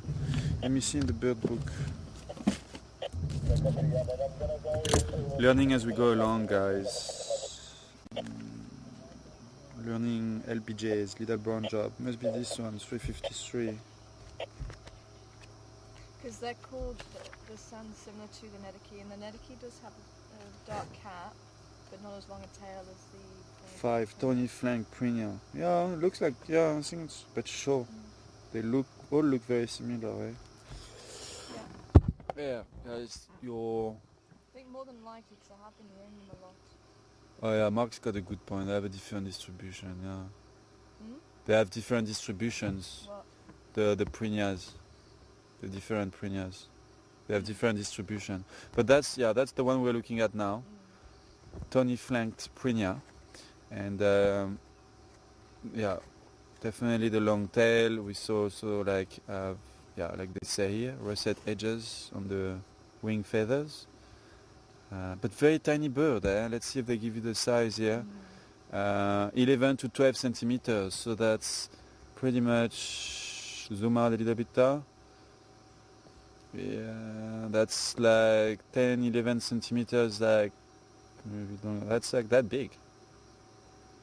That's really From tip of the beak to the tip of the tail. yeah, very tiny bird. And all of those okay, well you got a few, those are warblers, but number 3 is also a Prenia. That would be your Drakensberg Prenia. So it doesn't occur here, you'll never see it there. It occurs in the Drakensberg mountain chain. And then you get your Karoo Prenia here, number 4, which obviously, like the name says, occurs in the Karoo, which is in the south part of southern Africa. I'll show you the map after that. Then the 5 would be your Tony Flank Prenia, the one we saw now, which occurs around there. Actually got quite a wide distribution. We'll have a look at the map now. And then you get your black-chested Prenia and your Roberts Warbler Prenia. And if you look at the map here, yeah, the Roberts doesn't occur here. The black-chested Prenia doesn't occur here. Tony Flank Prenia occurs, quite a wide distribution, even though Kavango Delta, northern Namibia, northern Botswana, Zimbabwe, Mozambique, and the eastern part of South Africa, down to the coast as well. Quite a wide distribution for this one. And then the Karoo Prenia occurs only in the Karoo. Well, that's not just the Karoo though. The Karoo is more in the southwestern part of South Africa. On the map here it shows that it actually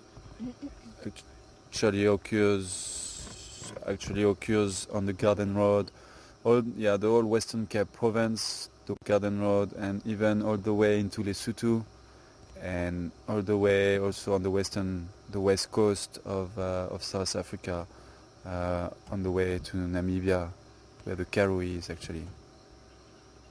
And then your Drakensberg occurs in the Drakensberg mountain chain. Yeah, so that was your Prenias. Little brown jobs, LBJs.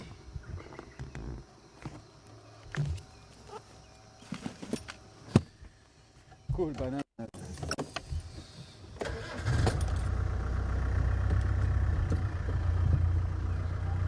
Been playing with animal calls and stuff. Are there any questions coming in or things that I should know, Mark?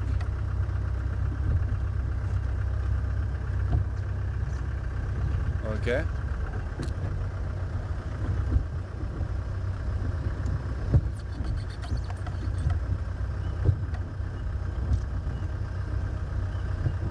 Breeze or breed? No, I got that, but do they breeze or do they breed as mate? Yeah, okay. Butterfly from Arkansas. Good evening to you, Butterfly. And Butterfly is asking if hippos mate or breed on land or in the water. And well, okay, they do breed in the water. Butterfly. I've seen them mating in the water a few times in Kruger, and I know a few people also around there who have seen them mating in the water. I don't think they might also mate on land, but I strongly thought so, and I'll tell you the reason why. It's because of the weight. The weight. It is obviously much easier for them to do it in the water because of the buoyancy, and they are much lighter in the water, so it's much easier for them to mate or to breed in the water than on land. And the mating actually lasts for quite some time, and you find the male is kind of sticking out of the water because he's standing on the female's back, and the female is basically kept underwater for quite long period of time, but usually not more than 5 or 7 minutes, because then she needs to come up and breathe. But you see just her nostrils coming up to the surface every now and then to breathe, and then she will be back underwater. And the male is also very noisy when he mates, very noisy, but like funny noises. And don't ask me to imitate those calls because I can't. I can barely do the normal hippo call, so hippo sound. So I'm not gonna do the hippo when it's mating. But it's I hope one day you get to hear it. I was lucky enough to hear it once in the Kruger National Park, and sure, from 8 or 9 o'clock, because we were staying in a camp close to a river, Crocodile. I think we were at Crocodile Bridge, south of Kruger, along the Crocodile River, and they started at like I think 8 o'clock and until 11 or 11, 12. Just hear that hippo male just very noisy and mating with that female in the water. Very nice to. It was kind of full moon as well, so we're lucky to be able with binoculars to see them. But I hope one day you get to see that or hear that. Butterfly.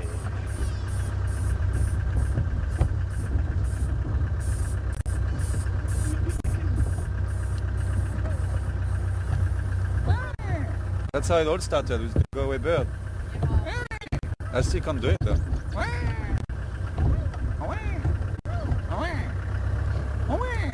I'm getting there. I used to do it nicely when I was studying in Kruger, but I was doing it differently than you. I was going.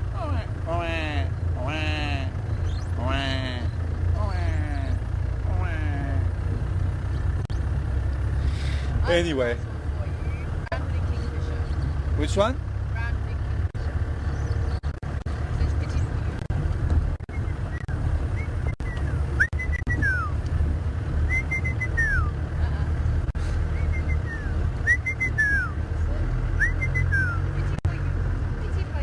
Pity for you. Yeah, Mark?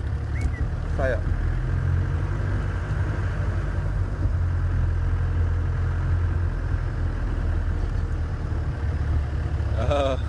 That was from?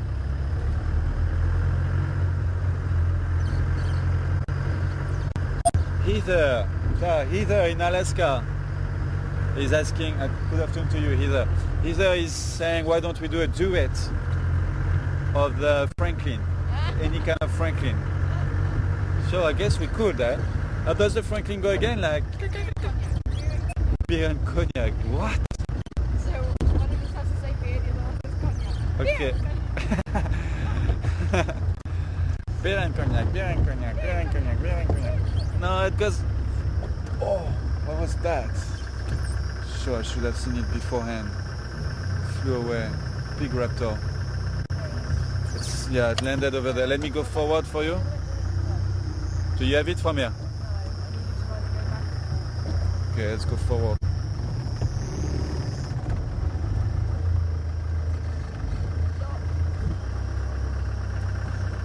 Are you good there?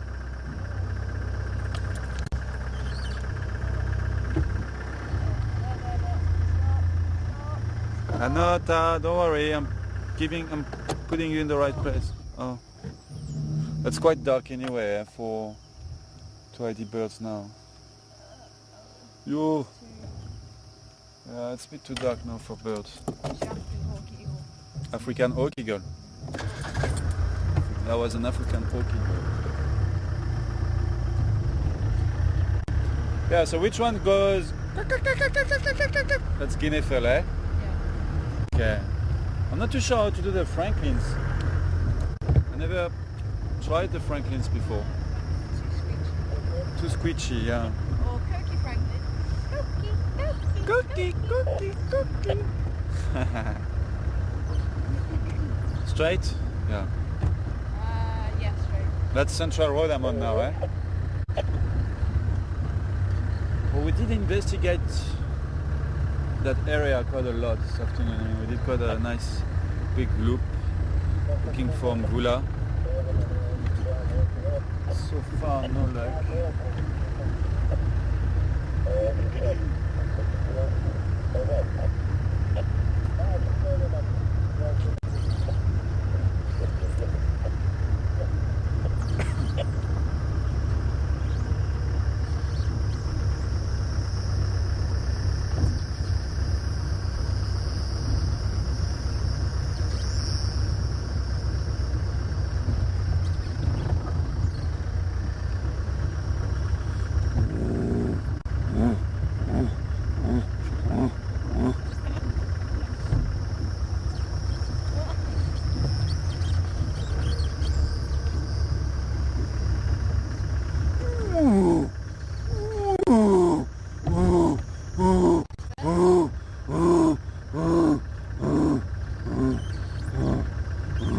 You see, getting there. It's because it's getting dark as well, so my animal instinct is waking up.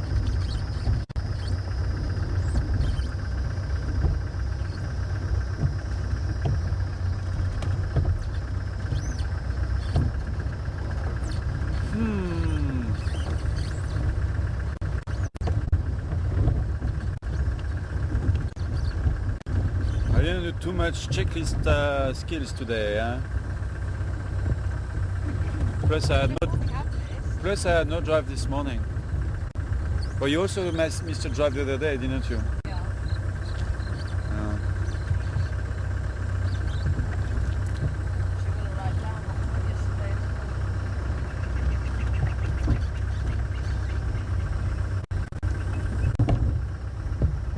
You know which one we have this? Hyena. Oh yes, of course. But I can't do the laughing though. You can. You do it every time you laugh. A laughing Tara. A laughing hyena. But I can do the whoop whoop. Whoop whoop whoop whoop whoop whoop whoop whoop whoop. Sorry Seb, what was that? The hyena. No, I wasn't. I'm joking. Okay, so the hyena by Tara Piri. Why am I always having to go for it? Because ladies goes first. Woo! Yes, not bad. Not bad. Alright, my turn. The Spotted Hyena by Sebastian Rombi. What? Why are you laughing? It was good. I knew it was a baby. Yeah, it was steady. It has the deepest, It was deepest voice in it was steady. You remember when It has a much deeper voice than when no way. Remember when Teddy did it the other day?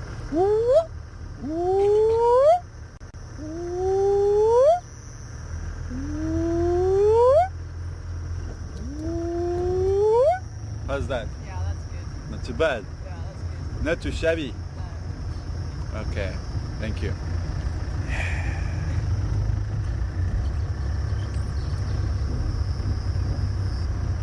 We hear hyenas calling almost every night. Reminded me of Cuckoo. How does it go?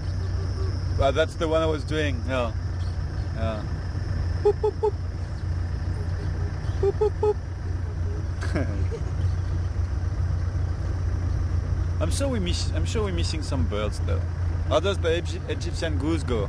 They're so noisy, Yeah, I can't do it. but I can't do it either. Baboons.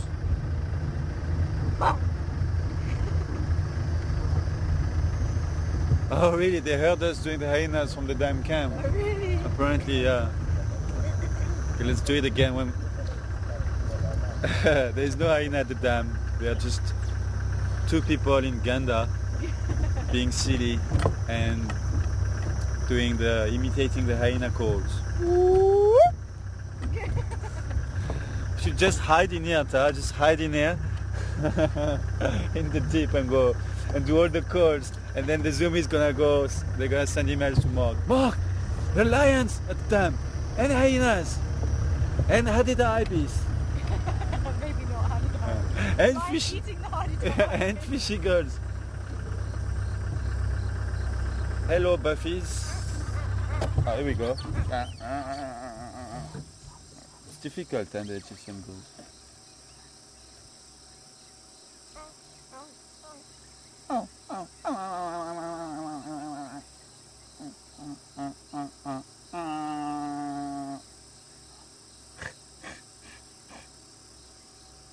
Quite a lot of buff this afternoon. You can see we're getting in summer as well. We find them more and more often around the dam, chilling on the banks or even in the water. They're back in the water to cool down. It wasn't too hot today, but was still kind of warm and humid, I would say, very humid.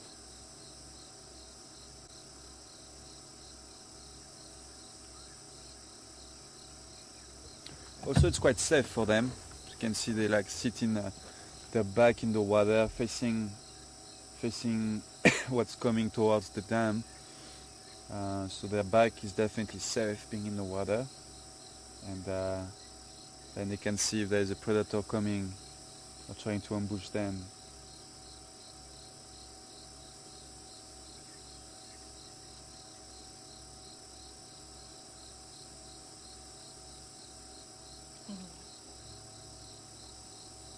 Chewing the cud.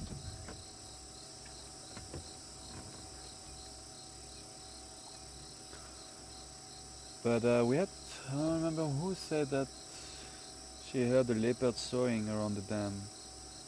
So I do want to catch it. What's? Oh no, it's okay. No, it's a waterbuck. I think it is a waterbuck lying down.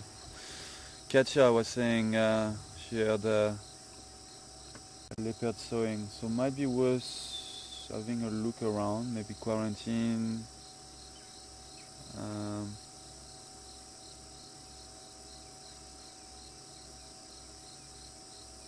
Maybe Kewula is back around there. Who knows?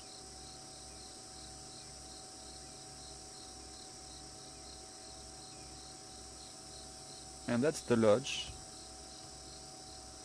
Juma Vuyatela Lodge. Getting ready for when the guests come back from drive around 7.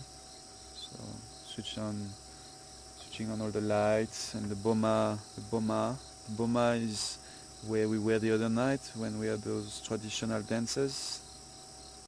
That's that round, that's a fireplace basically. It's a big fireplace. You can sit around the fire. And from here you can actually see the bar. That's the bar over there.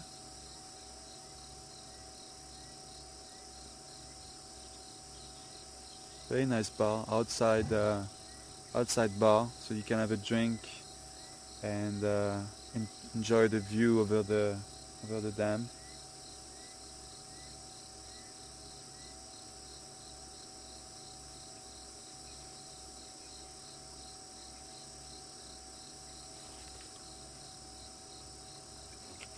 Okay, let's go and check out quarantine.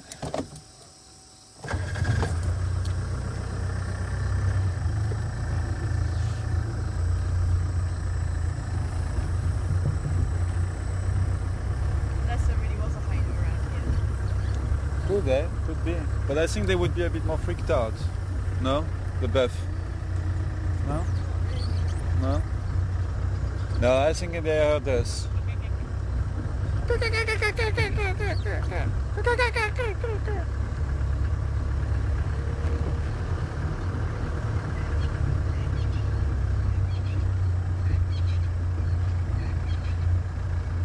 thank you. I'm good. glad you guys are enjoying it. They're enjoying our calls, Ta. Oh, good. Yeah. Be safe, Guinea Falls. Be safe. Go up your tree. What? Why are you laughing? Remember the last time we did the buffalo calls? The buffalo. Yeah. I can't do the buff. Remember we were doing that? We were taking Jess to the airport. Oh yes. In Kruger. Tara and I were doing the buffalo calls in the car. We were taking Jessica to the airport when we were on leave. And we had a car. So basically here's the situation. I'm driving. Yeah, I was driving. Yeah, I'm driving. Jessica, who's the chef of Juma Vuyatela, was sitting next to me. Tara was sitting behind at the back of my car. And we had to take Jess to Skukuza airport so that she could fly down to Cape Town. She was also on leave. And we decided to do a nice trip through Kruger and watch some wildlife and stuff. And we see some buffaloes on the side of the road. And I didn't see that there was already a car parked there looking at the buff. So what I did is I parked my car between the buffaloes and that car which was already parked there looking at them. And I didn't know because I was driving but I was looking that way. I didn't look that way. And I parked, so basically I blocked his view. It was a white Bucky, I think, if I remember well.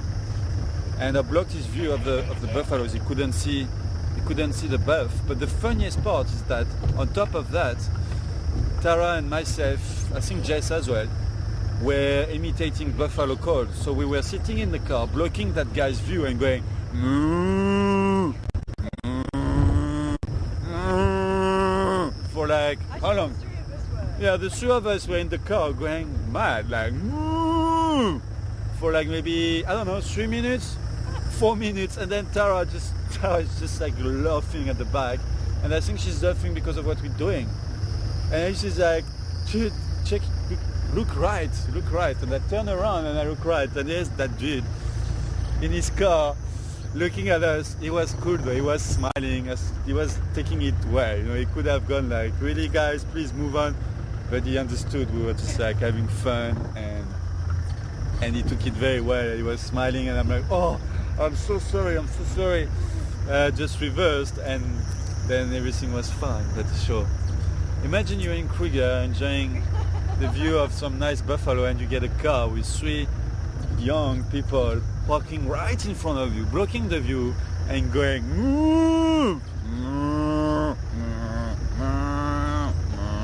for 5 minutes.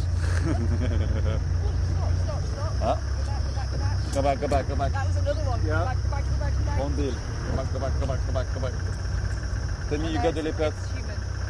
Oh, I see what you see. Sure. Okay, yeah, it's humans. It's bipeds. Homo erectus. Go back.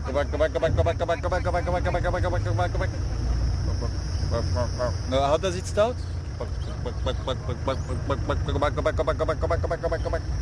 That's your yellow-billed hornbill. Go back.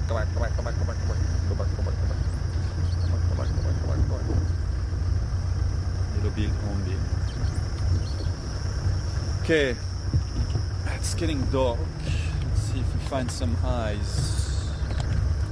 And we ought to be having some spotlight on the car. Sorry? Oh yeah, I can do that.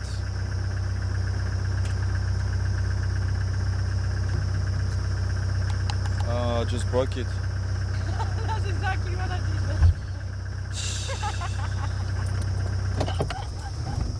That's so unfair. So unfair. Why me?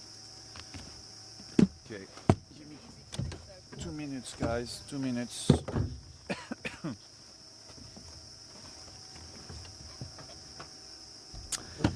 All right, what's going on here?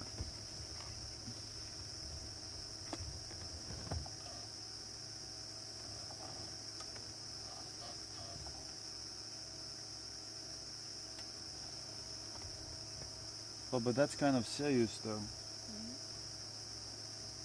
No, it should be. No, it's not just disconnected, it's broken. Huh? I have to really reconnect the wires. Yeah. Yeah, there should just be one wire that gets pulled out because I didn't put tape on it. So I didn't Yeah. put tape around it.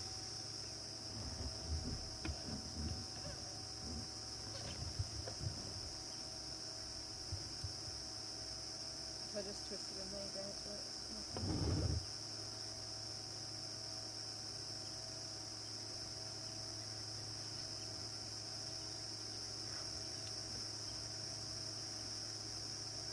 So is that what happened to you yesterday as well? Yeah.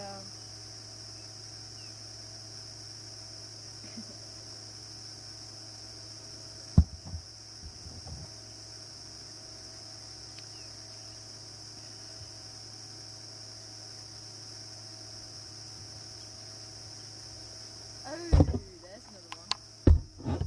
Falling now. Oh yeah. What is that again? Pick me throw. Yeah, pick my fro. That's your. It's some kind of a dove, eh? Huh? Some. No, it's no, it's.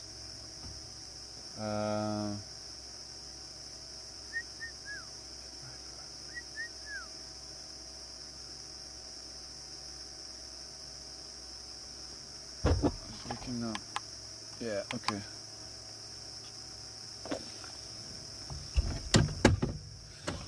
I can't pull too much on it though, Yeah. because otherwise we're gonna lose it again. Oops. Yeah. What's that one again? Pick my fro. Red-chested cuckoo. Red-chested cuckoo, yeah. I haven't heard it for a while.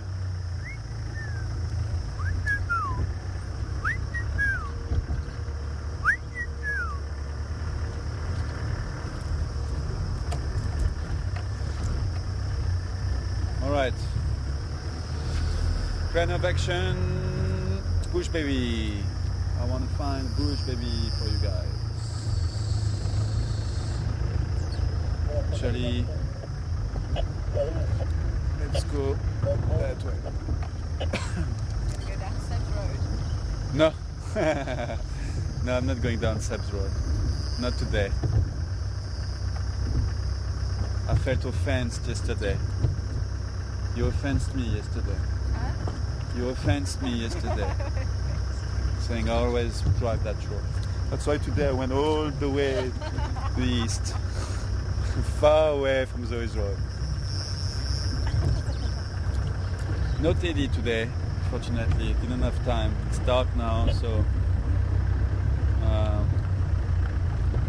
we won't have time to go and check Teddy. But I think I did radio someone earlier on who said that they went there and it was not active anyway. So, but I want to take Galago shortcut. I know Galago shortcut is pretty good with bush babies. I've seen bush babies there before.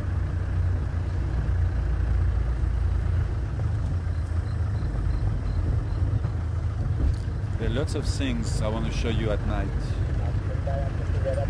Lots of nice nocturnal animals that I would like to get on camera so that we can tick them off the checklist as well.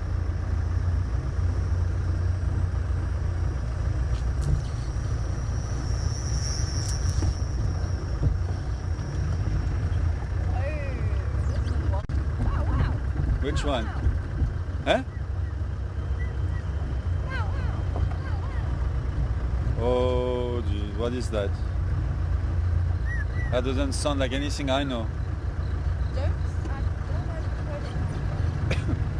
Freckled nightjar. Oh, which nightjar? Freckled. Freckled. I know the fire neck nightjar. They've got quite a characteristic call as well, the fire neck nightjar, but I can't do it.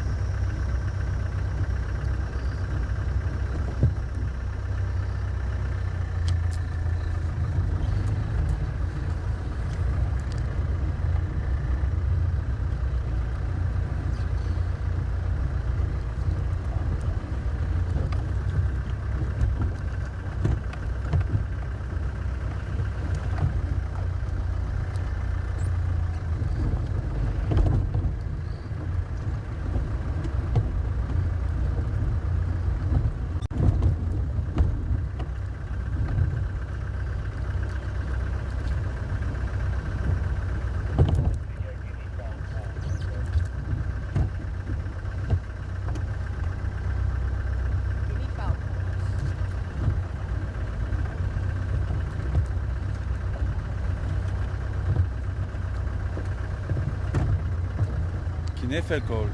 Guinea. Huh? What about the Guinea No, just Mark says something about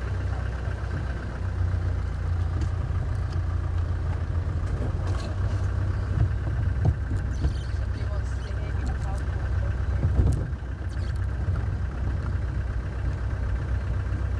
I'm the one who can make the sound of the guinea fowl. Hiker.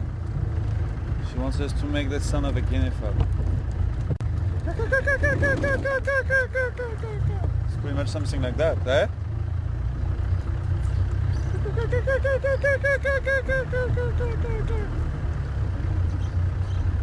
Yeah. No, I can't do the guinea fowl. Can't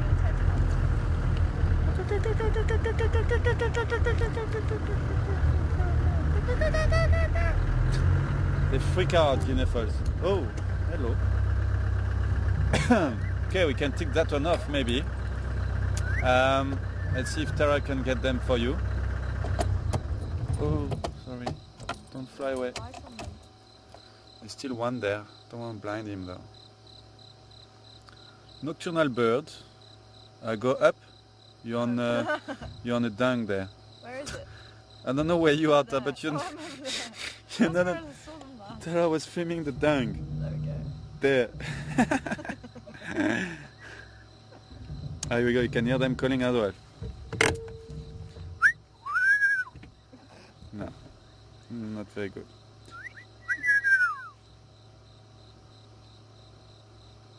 Nocturnal animal, nocturnal bird, I mean.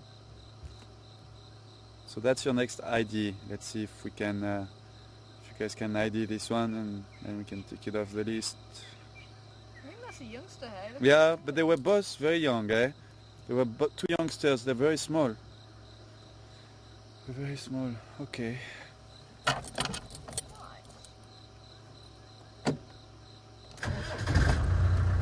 They're gone. They might be standing somewhere there in the tree.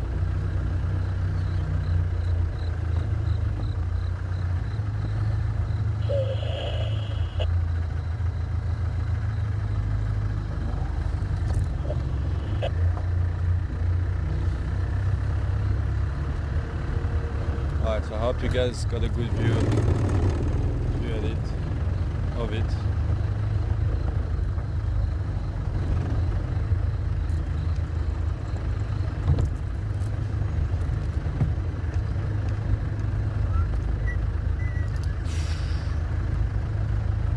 Wow, that's difficult, eh?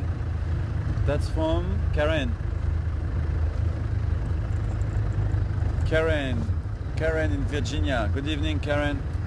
Tara, Karen says she wants us to do the side strap jackal and black-back jackal.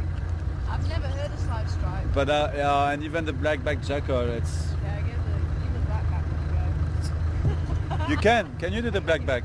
Not very well. I can give it a go. It's like a bark, isn't it? It's like, It's more like a cry. or like a cry. Go for it. The black... Ah, that's not bad though. The second one was good. Go again. The Black-Back Jackal by Tara Piri. No. But one of them...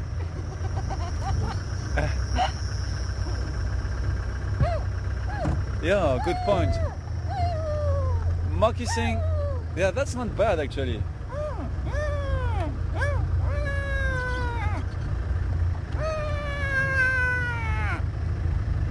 That's your jackal, black-back jackal. But, like Mark is saying, if you can do the jackal, Tara, why can't you do the Haleda ibis? Because that's a different part of your throat. Oh. Oh, that's good. Actually, the best person was Herman. Herman could do very good. Definitely Yeah, like that. very good. Yeah, very good Haleda ibis.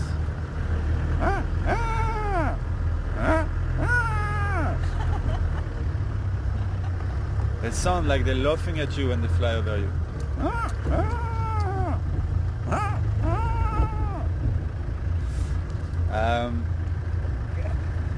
Tara, you sound very funny when you do the Hadeda IB stuff.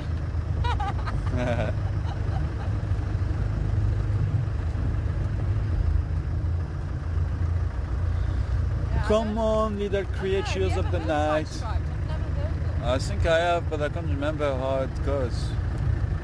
Because I remember seeing Sidestrap Jackal in Madikwe Game Reserve, but I can't remember how they sound. But yeah, the black-backed, you are spot on. It's kind of like a crying.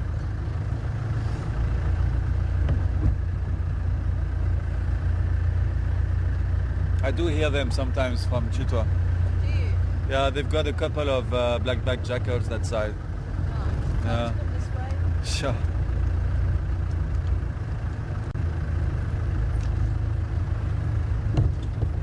Oh! I got something for you. I got something for you. Please stay there. Please stay there. Okay, guys, here is your next ID if you get him on camera.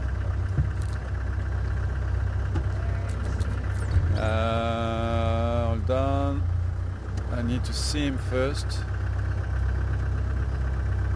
He was somewhere there. This is moved on. Oh yeah, he's in the tree behind over there. Can you see? Can you see the tree moving though?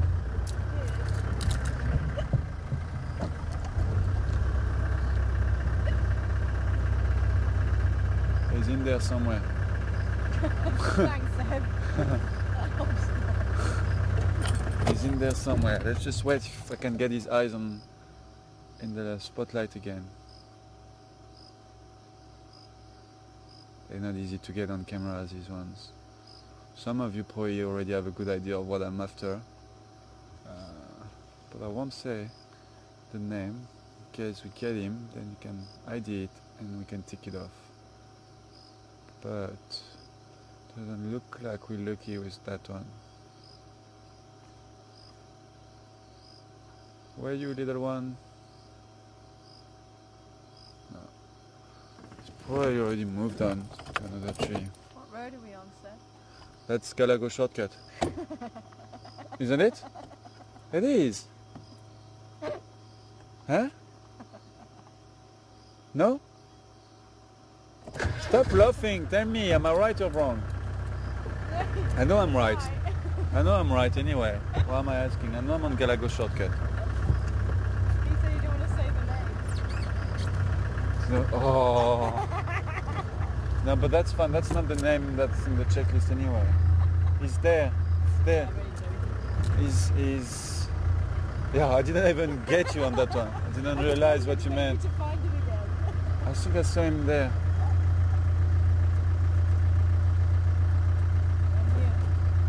Do you have him? No, eh? No, I don't know. Sure, it's not gonna be easy to get these guys. Okay, let's carry on. See, sometimes we're lucky. Sometimes we get them really close to the car and they don't move. They look at us, stare at us for a few minutes. Well, let's hope that's gonna happen again. No, that's why I was waiting to see because I didn't think you were going to see it again. I just wanted to see if you'd fall for it. Yeah, sure. I didn't see it coming at all.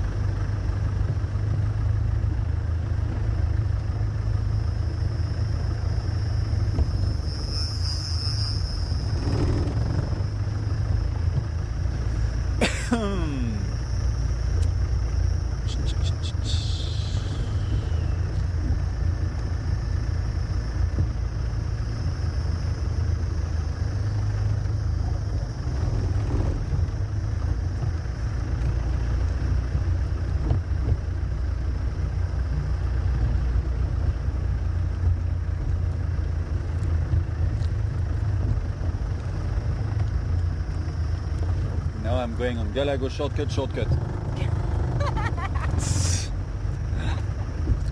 Ephraim shortcut. Okay. Shortcut. Shortcut of the shortcut. You're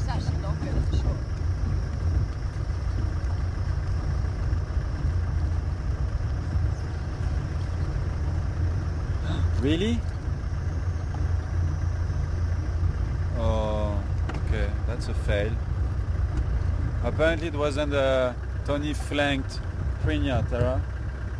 From the pictures that Elsie and who else more? Elsie and Diane sent, it looks like it was a Brian, sorry, Brian. It looks like it was a cysticola. Hmm? They're not too sure which one.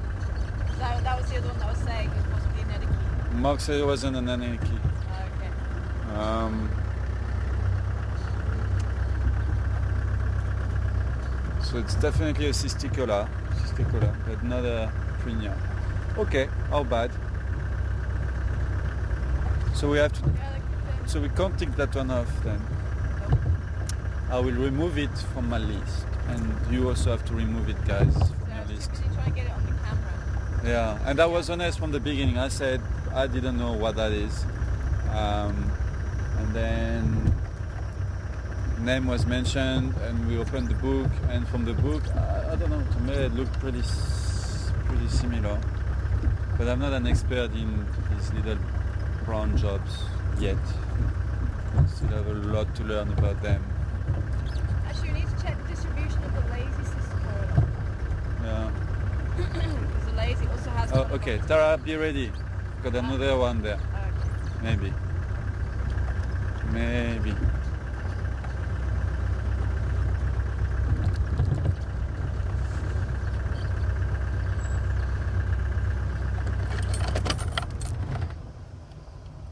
Can you see him there? Just keep Oh, it, just going.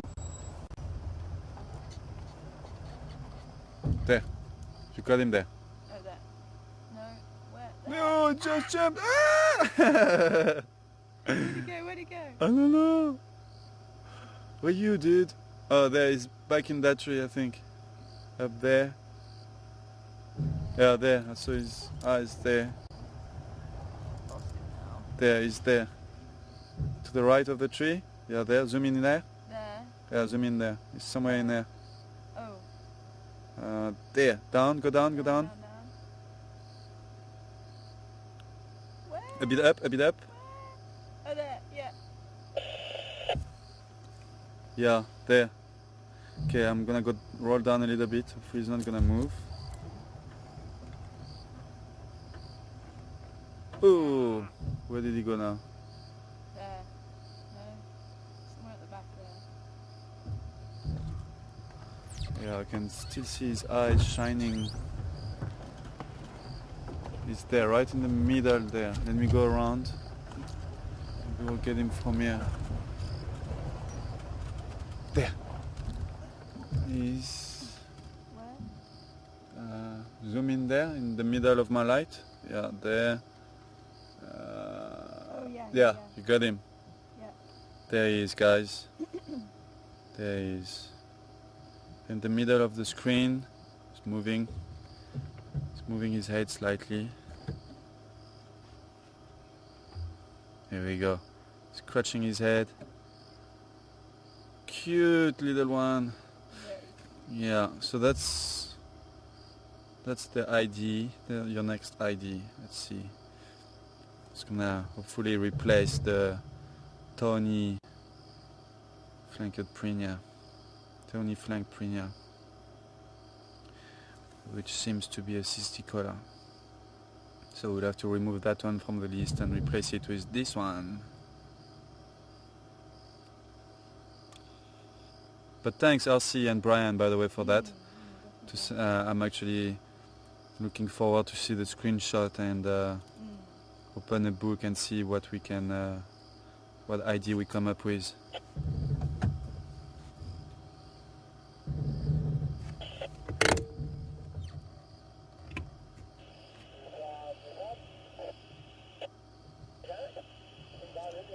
Yeah, I think we need to definitely check the distribution for lazy.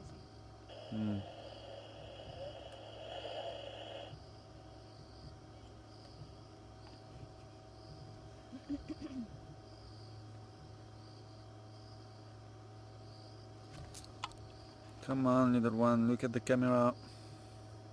You see his tail? Yeah.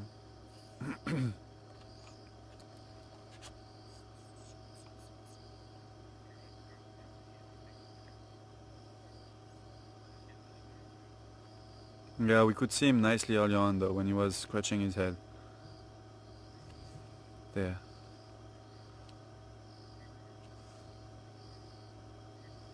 I can try and roll down a little bit, see, get a better view if I go down. Just keep an eye on him, Ta. Keep the camera on him. Trying. There we go. Looking at the top.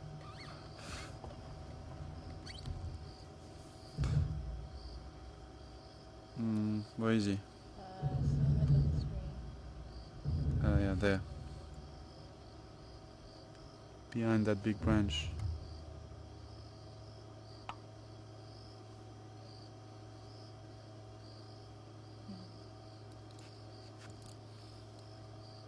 There. Hello.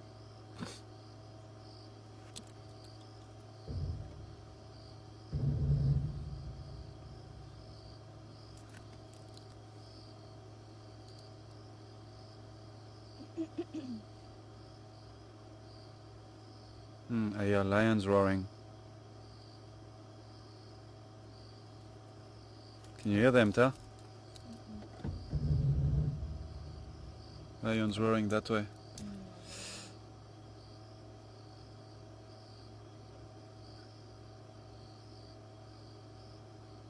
Sure, quite loud. You can't hear them? Yeah. Wow.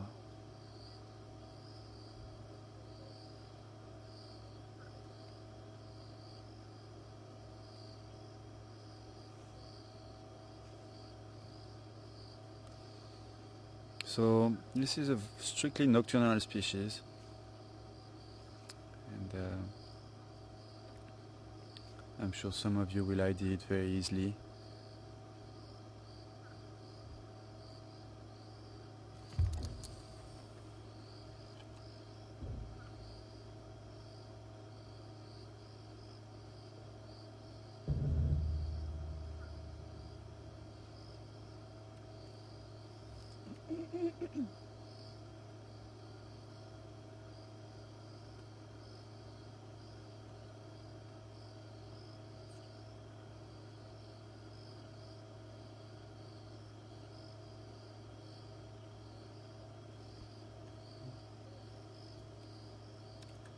Imagine being able to do that. Put Do- your foot in the ear. Some people can.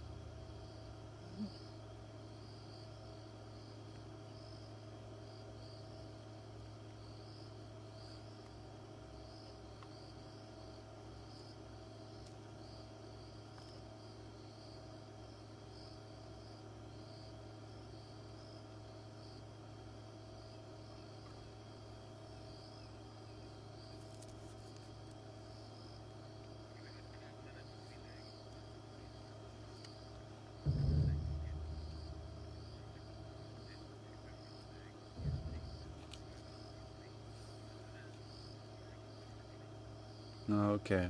Sounds like there is quite a big lag, so I don't know when we're gonna get the answers for this one. Sounds like there is a different lag between Wilders and Ustream as well. Okay. Well, let's see. Let's keep going and see if we can get an ID. We've got 12 minutes left. Let's see if we can get an ID before the end of the drive.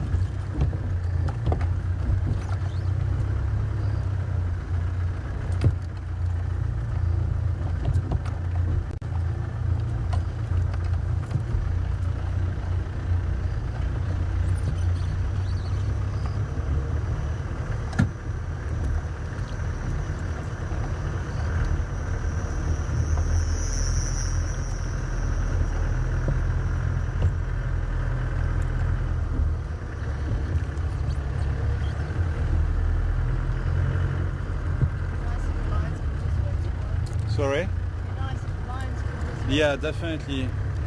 It'd be very nice.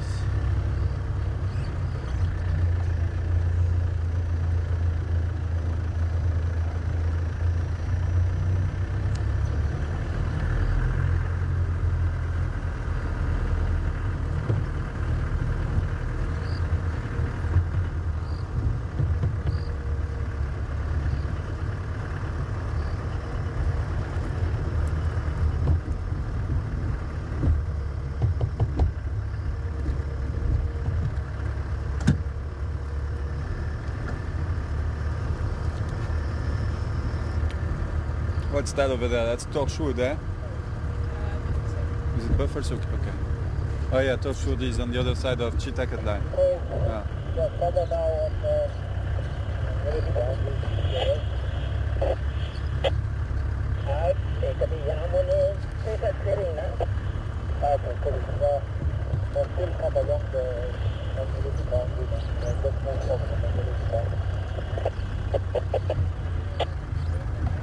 Mark, you're on 4.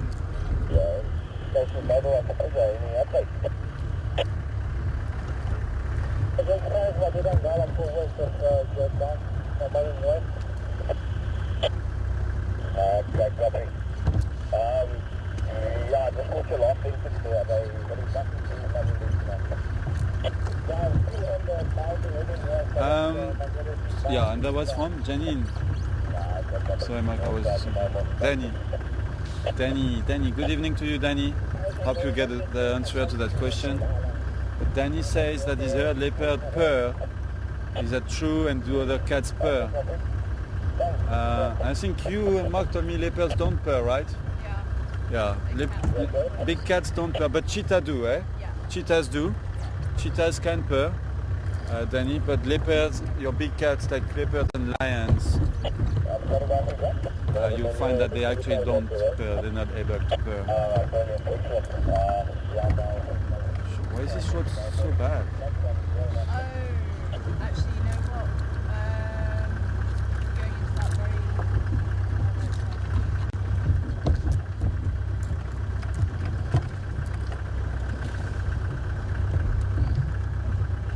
Okay, hold on tight, Tara. This is a really bad road.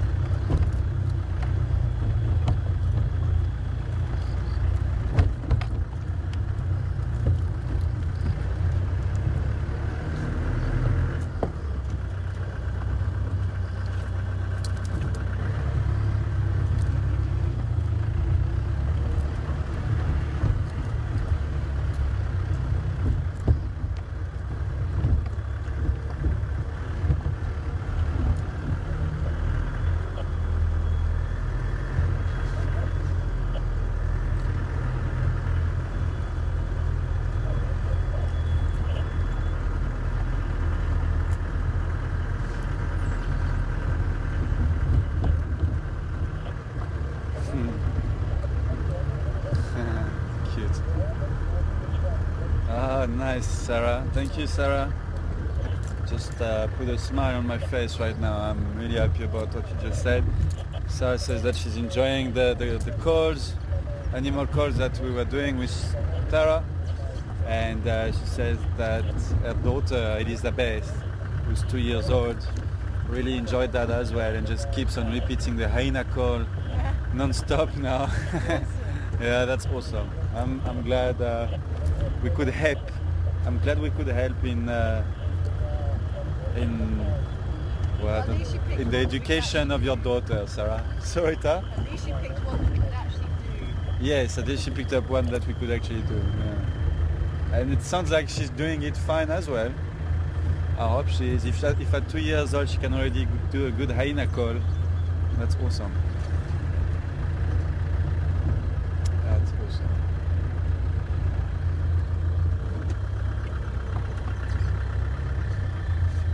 Well, Cindy, good evening to you, Cindy. Not yet. There are some, but not here. Sure, just got smashed in the eye by an insect. There's no impala lambs around, but there are lots of insects, that I can tell you. Flying all over my legs and face at the moment, because I'm holding the spotlight. But most of them are like small insects or small bugs or termites, winged termites. But impala lambs, sorry, to come back to your question, there is another one, Tap. You can have a nice look at this one, if he stays put.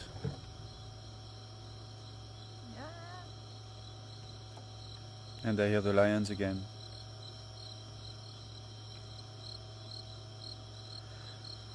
There are some impala lambs that, Lost it. yeah.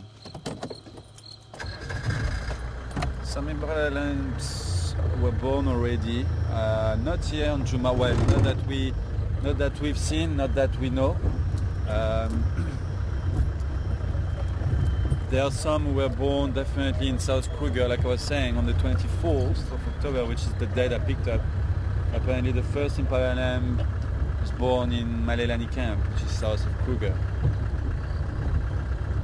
But my co-workers don't want to give me credits for it. Even though we never stipulated that we were talking about Juma Game Reserve when we were playing. But apparently we were, so okay, good to know now that it's too late. Now that both of you have lost anyway.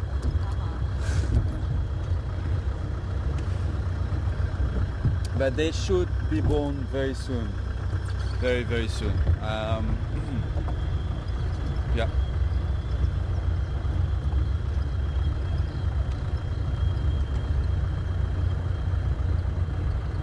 Oh, cool. So we can tick that one off. Thanks, Patty.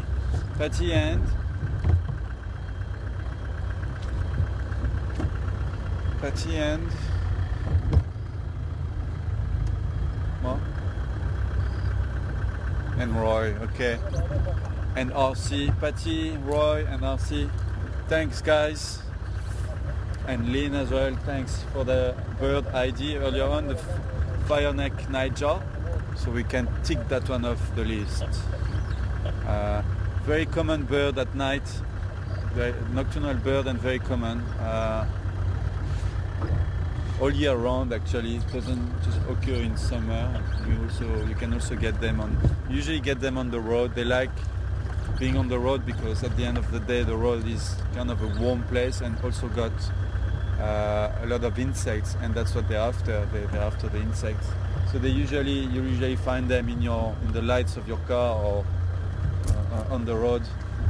I just saw some more of these guys here.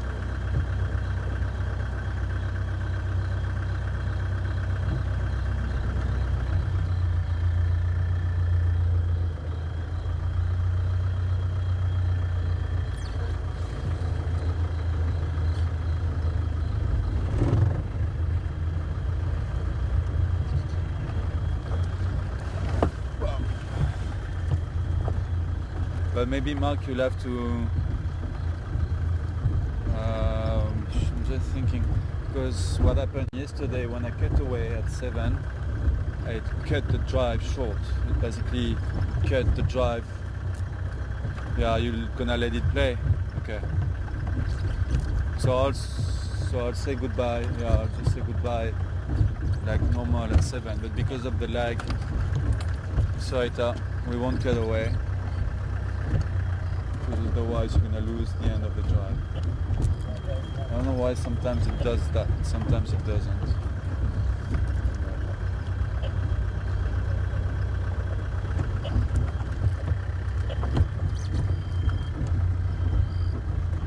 Let's take it very easy around that tree.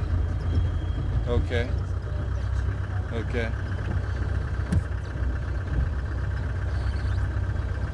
I see what you mean, yeah. Sorry? Well, I guess I could because it is 7. So I'm going to say goodbye here because of, you see what's in front of us. We're going to have to drop the aerial to go through that, and then you're going to lose picture and everything. Then it's going to take time to get it back. So let me just say goodbye to you here. But I hope you guys enjoyed the drive, and I'm sorry about the lag. It's not nice because now, I mean, I wanted you to ID something, but I'm sure you're going to ID it right. And sure. I don't know how you guys. Wow. Sorry, Tom. Is that fine? Yeah, that's alright. Okay. Sure. Look at all these insects flying. So many of them. They're all there. But I hope you enjoyed the drive, and for that last ID in the tree, I'm sure some people will get it right, and what we can do is maybe... Someone did get it, he's just got emails now. Oh, awesome, okay. Someone just got it now. Do you want to talk to me on one, Mark?